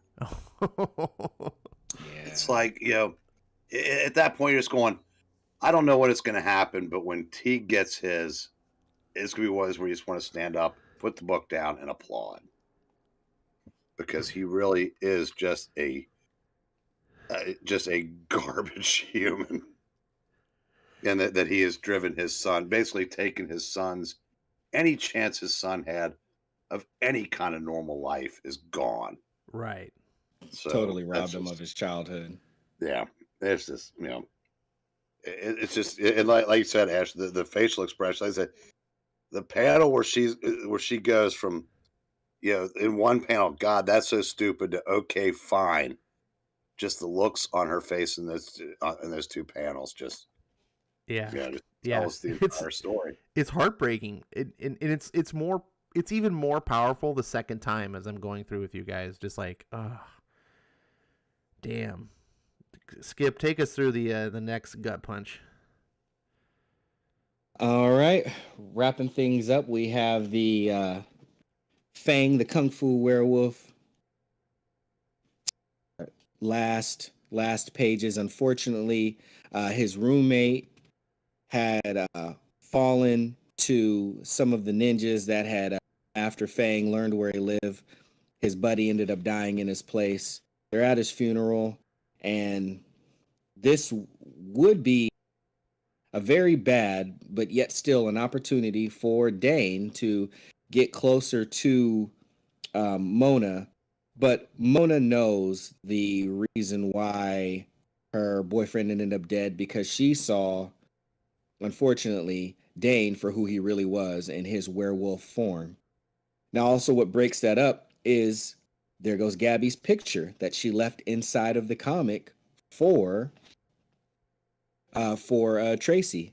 Tracy takes it out. We're back outside of the comic now, looks at the note that Gabby left, wanting to be pen pals and promising that she would write, leaving her address in there.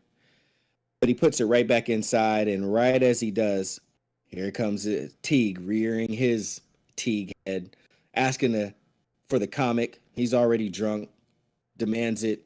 Tracy says he's not done with it yet. Teague threatened him to, come after him because he senses a little bit of attitude. And Tracy just goes to the bathroom, closes the door, rips up the picture of Gabby, knowing that his dad's going to go through his normal cycle of drinking, talking about Nam and how his friend died a gruesome death, and then ultimately start crying to himself later, because I guess that's the kind of drunk Teague is. He's the crying type of drunk. And all while Tracy pretends like he's asleep. And he says, by tomorrow, Teague won't even remember everything that happened that night. Tracy just sits down on the floor after tearing Gabby's photo up and flushing it down the toilet, and reads the rest of Fang, the Kung Fu Werewolf. Ash, do your thing. Man, I mean, Brubaker likes to do gut punches in his books, but this one was like a 1-2. It's like, oh, combo. Yeah, boom, boom. Just when he sees the picture, he opens up the comic. And two things. I just love this two-page spread, by the way, in the comic. Angry like the wolf. And when you see the comic as a metaphor for what's happening, it's not just a random comic. It adds to the story so much. And the whole concept here we see of the main character, you know, he's kind of likes the girl, but the girl can't be with him. And she explains, he's like, look, I know the wolf would have never have done this, but the people who did were after, you know, him.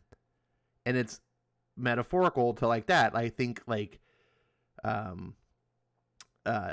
Tracy obviously would never hurt the girl, but the girl would be in danger just by the fact that people knowing that she knew anything.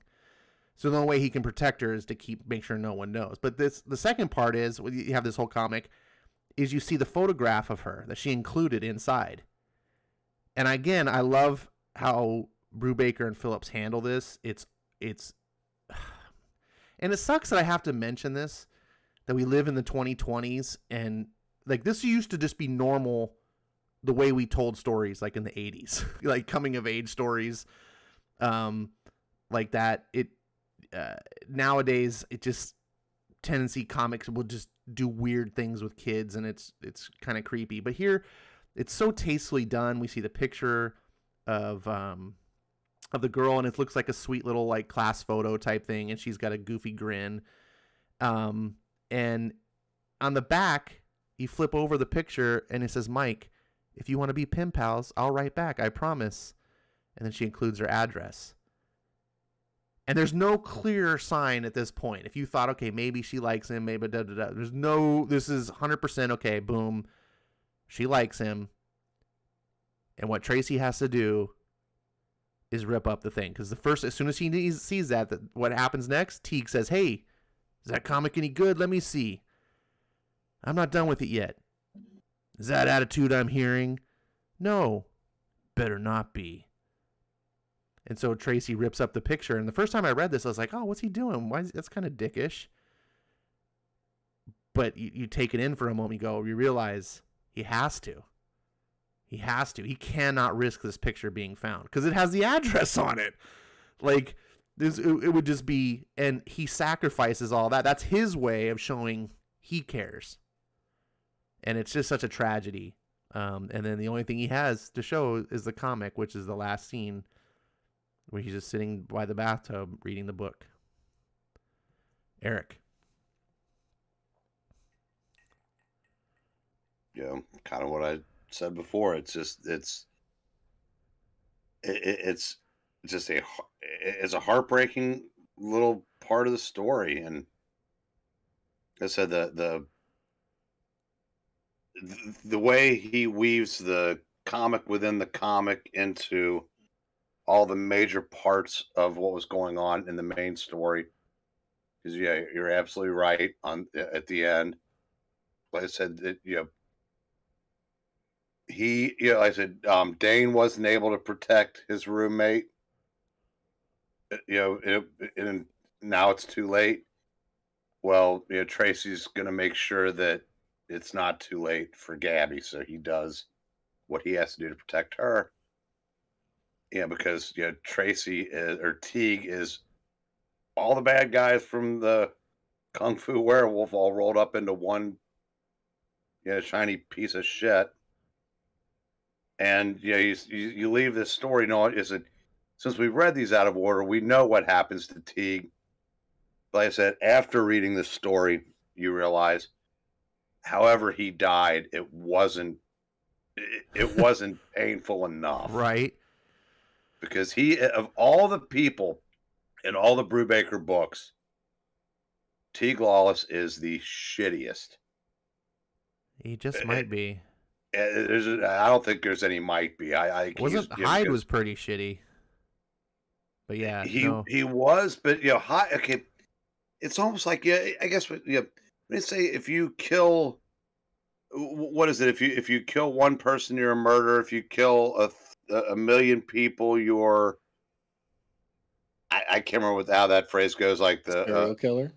No, it's like if you kill one person, you're a murderer. If you kill a million people, you're a general or something like. Yeah. Putting in context, like in it seems like Teague's killing. There's nothing more to it than self-preservation and almost spite sometimes. Yeah. Whereas at least Hyde's a crime boss. There are reasons for why he does what he does. Not saying they're right or valid, but Teague's it just seems like that. It seems like Teague would step on a bug even after it's gotten away from him and out of the house just because. Whereas Hyde, would Yeah, I think I see what you're saying. Like Teague is just he just doesn't give a shit about anybody but himself. Right. Like even his own kids. Right. That he like leaves in a hotel for days at a time. Then no food, no, just he's just so oblivious and he's just caught up into his own selfish desires. And yeah, he's a real piece of work. Even the not wanting the kid to read the grown-up comic, that's not the one time he's being a good parent. He's just, I'm sure he doesn't even know why he's doing it. Right. Maybe it's because he's worried the kid would mess it up for him. Right. That's one of the things he says, right? He's like, you don't touch my stuff. Yeah, there's just nothing. There are no redeeming qualities to this person. Yeah, he's pretty terrible. I'm not going to argue with you. he's like I said, when he's making the Hyde family look good. Yeah. Yeah, and reading this story makes me go back and think about the Tracy Lawless story when he's an adult. And now, and Tracy kind of reminisces about his childhood. This story adds a lot of depth to that I now feel a lot more for Tracy. And it honestly, it really helps speak to that story. Like, I feel like Brubaker has these characters so well thought out that, even when he writes years later a story of Tracy as a kid, it's consistent with the story he wrote as an adult. It feeds into that and you go, yep, this feels 100% like consistent with the character I understand. I love this criminal series so much. Skip, you have any final things you want to talk about these books? Going back to comics kind of being a through line in the way that they use comics as the meta commentary for what's going on, in the story between the Lawless characters. It's part of the reason why Bad Weekend was one of my favorite books from the world of criminal, because they did a similar thing. They had the Danny Dagger character and whatnot in there, and same thing with Phillips continuing to draw comics inside of this comic, from this series over into that. Oh, and by the way, Ash, it was a year apart from the special edition and the 10th anniversary edition. But I love comics so much. To tie comics into a story within comics in such a masterful and crafty way. It was, and like they could have not put that in, and this could have been, your average criminal story, and it already would have been, leagues above the average comic book that comes out the these days. But the fact that they did that too just really put it over the top to me. And like I said, in a very niche way. It's one of my favorite, or two of my favorite, different stories that they've told.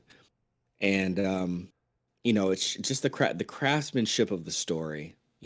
You just you just don't get this enough in comics. And you know what? I guess if we got it too much, maybe it wouldn't be as special. So there's a whole bittersweet, there's two sides to that coin for sure. But over everything, um, I was just happy to come back to these books and spend some more time in this. I never got to talk to anybody in depth about these books, especially at this time. At the time when I read it, I think the only person that I had talked about a criminal book with that had also read it was Wes, from Oops, stand by. I just cut off the Discord. Meh. perspective and whatnot on it. But these are definitely, I have the, if Bad Weekend is like niche favorite Brubaker and Phillips criminal story from within it, then these are like two, if that's 1A, then these are like 1B. These are right behind those two. And it was great, doing this with y'all. Well, I have a blast doing these. I liked the first story. I loved the second. Especially when we went over it, that's one of the great things I like doing. But I hope people listening, if you've read these, hopefully we're maybe expounding a little bit to give you some more insight, maybe allowing you to see it from a perspective that you didn't see it initially. I know I got that. Discovering the metaphor of the comic books. I felt like the comics portion were relating in some way, but I wasn't making that connection. And we started talking about the second book in particular, the werewolf is, man, and once I saw it more clearly, I was like, oh my God, this is so heartbreaking. This is essentially the werewolf is us getting into the mind of Tracy, in a metaphorical sense. And it's just a brilliant way to tell the story. And I just love how beautifully I'm kind of partial to like coming of age stories or, children's stories. Like one of my favorite, I'll just say, since we're getting close, my favorite Christmas movie of all time is Christmas Story. Hopefully you guys have seen that. It's like an all-time classic. But that sort of like age of like when you're a kid and you're just sort of discovering things, films like Stand By Me, and any of those that I'm just not, that we were like kind of a popular type in the 80s to tell these kind of stories. I really liked. They don't do quite as much, but I guess they do. It's like Stranger Things has a little bit of that. I'm partial to a well-told story of kids. That's why one of the reasons I love Super Sons as a comic book. When you can tell a story through the eyes of children that age and do it well, not try to pervert it and make it all weird, but just come at it from the innocence that only really children have, and how they're discovering life, I think is a fascinating type of thing. And here to see Brubaker do that in his criminal world and execute it so expertly was astonishing.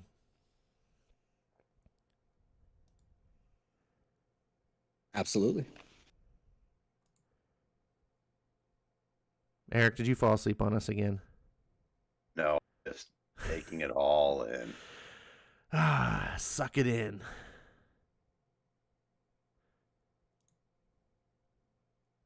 Now this even when I started reading this, I'm thinking, this really doesn't seem to have as much as the other books that I've read. And then you read it and you discuss and you go, no, it did.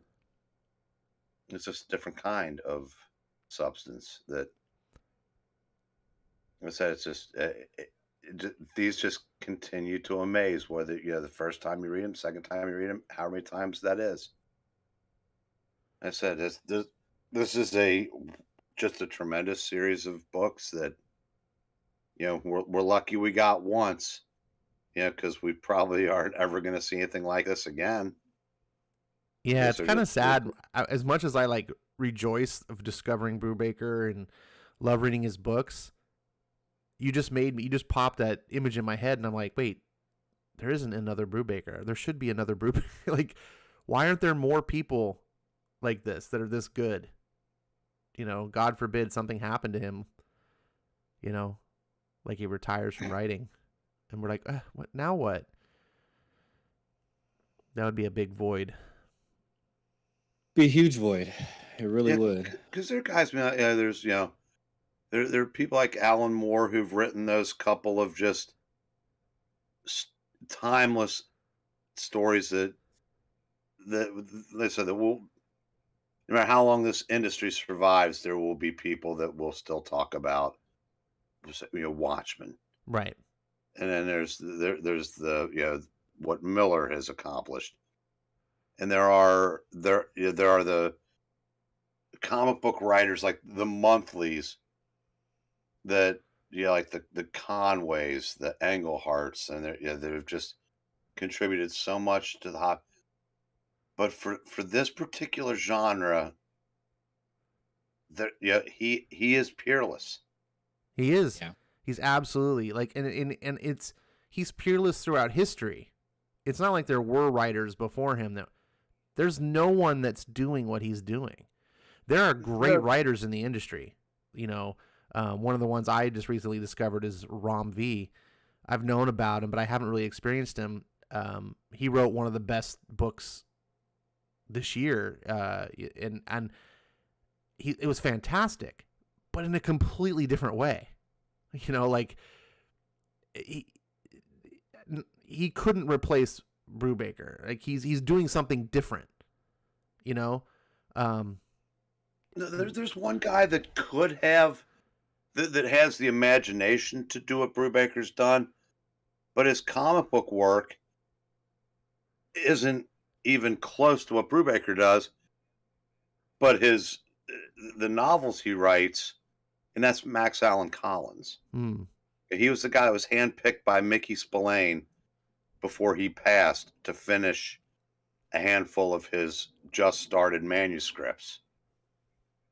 And that the praise doesn't come there's no higher praise than being hand selected by Mickey Spillane, who probably could have done this if he had stayed in comics and not gone into novels, because he originally did work for Stan Lee. I think he'd already started writing novels, but he did do some comic book work. Maybe, but we'll never know. And so I'm comfortable in saying there are no other Ed Brubakers. Yeah, one of my all-time favorite comic book writers, Frank Miller. I make no secret of that. And Frank Miller had a selection of crime noir books that he did called Sin City, and I love those books to pieces. And to me, they're masterpieces. But even those books being crime noir books and criminal being crime noir, they're not the same, because as great as Frank Miller is to me, he's incapable of doing what Ed Brubaker does. That personal story of these kids and the innocence lost, and being able to tell the story through metaphor is such a complicated, sophisticated way to get that story across. And it's so meaningful. It's a story you have to experience. If you're just listening to me explain to you what Brubaker did, it's not going to mean anything. It's going to sound dry. It might even sound pretentious. But when you read it yourself, you're just like, oh my God, it allows you to feel what these characters are feeling. That's not what Frank Miller does. Like he has a completely different skill set, which I love. But that's what I'm saying. There's no one that takes me into the character and makes me feel for these characters and makes them feel so vibrant and alive. Even the ones I don't like Teeg Lawless, right? Like he's a despicable cockroach of a human being. But you can't help but marvel at how masterfully Brubaker develops this character to make you have such a physical reaction. Because if Teeg was just a cardboard cookie cutter, you might go, yep, he's a bad guy. But you feel your disgust for Teeg. You're like, this guy's like real to me. Yeah. I want to punch him in the mouth. For real. I think the difference between Brubaker, between his Criminal and Miller's Sin City, is Sin City feels almost like it's a carnival. I mean, it just doesn't seem like it could be real in any way, shape, or form. It just seems like it's like taking a premise to like it's an absurd level. Yes. It feels like it belongs in a movie or a comic book. I never feel like I'm reading a comic book when I'm reading Criminal. Exactly. 100% I agree. feel like I'm watching a seedy real life unfolding in 2D on the printed page, and I think that's as not a knock on Sin City. Right. It's more of just an awe for Criminal. Right. Yeah. In Sin City, Miller is purposely trying to exaggerate the feeling of like these characters could only exist in a comic book. Over the top. Yeah, and he knows the audience is in on that. So he's Yeah. playing up to it, and if you're reading it, that's what you want. I'm 100% for it. I wouldn't change Sin City. I don't ever want Sin City to be more like Criminal, but I'm only saying that Ed makes me just feel these characters. Like they stir my emotion. And I wish other writers could do this. I mean, to make me feel about a couple characters playing with sticks in a park, and I'm having these like real human emotions from a comic book page. There's movies that do this. Movies are more they're more immersive by nature, right? Because you have real video, and it's harder to do that on a still page. And the fact that Sean Phillips, his art and combined with Ed's writing can do that is just speaks volumes. I every time we do these shows, I feel like I'm constantly amazed. I'm just like, is there going to be a point where I'm just like, yeah, it's an old hat now? It's like, no, that's how great these books are. That even though, what are we on, episode 14? There's been 14 shows that we've done where I'm like, this is beyond amazing. And then episode 15, it'll be probably the same thing. Like, oh my God, it blew me away. I don't know. Hopefully Friday is that good. That's going to be our next one, ladies and gentlemen. If you're still listening and still awake, I know it's late at the time of this is airing. If you're watching this or listening on a replay, thank you very much. We are going to be covering, what's it called? Friday, coming up. The last Wednesday. No, it will not be. No. Are you messing us up? No, it's not. No, I'm not. The calendar is. It's New Year's Eve. Oh, is it? Yeah. No, it's not. Just Wednesday. Yeah. Wednesday's the second to last one's Christmas Eve. The next Wednesday is New Year's Eve. Okay. Well, Eric, my calendar says that December 2021 is on the 29th. Wednesday? Yeah. What the fuck? Now, Friday is New Year's Eve, but we're not doing the show on Friday. We're doing the show about Friday, the comic. No. Don't be an ass. don't be an asshole. Oh, now it pops up right. Never mind. Okay, so is the show back on? Yes, it's back on. I don't know. You might be busy. So the last Wednesday of the month is our planned schedule to do a criminal cast.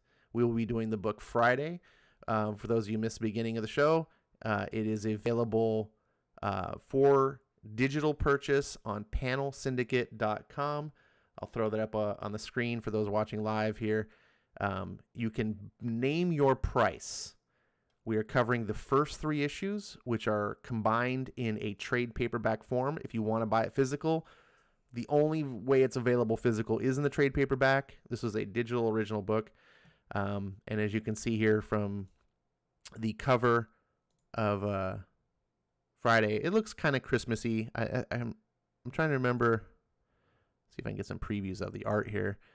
I think it happens during Christmas time, at least in winter. So it seems like it's Brubaker's take on a more young adult style story, like a Nancy Drew. So it's like, I'm kind of hoping, I'm crossing my fingers, this is Nancy Drew meets criminal. That would be amazing. Whatever it is, I'm sure it's going to be good. You know, if anyone else said, "Oh, we're doing young adult," I'd kind of like cross my eyes, but it's Ed Brubaker, so I have the utmost faith. He's doing a criminal investigation story. He knows how to do those. Part of me, I think, is now going to be imagining that this is the story that the little Gabby was reading, because she was reading about a girl investigator. So right. in my head canon, I'll be pretending that this is the book she was reading about. It might be. It could be, yeah.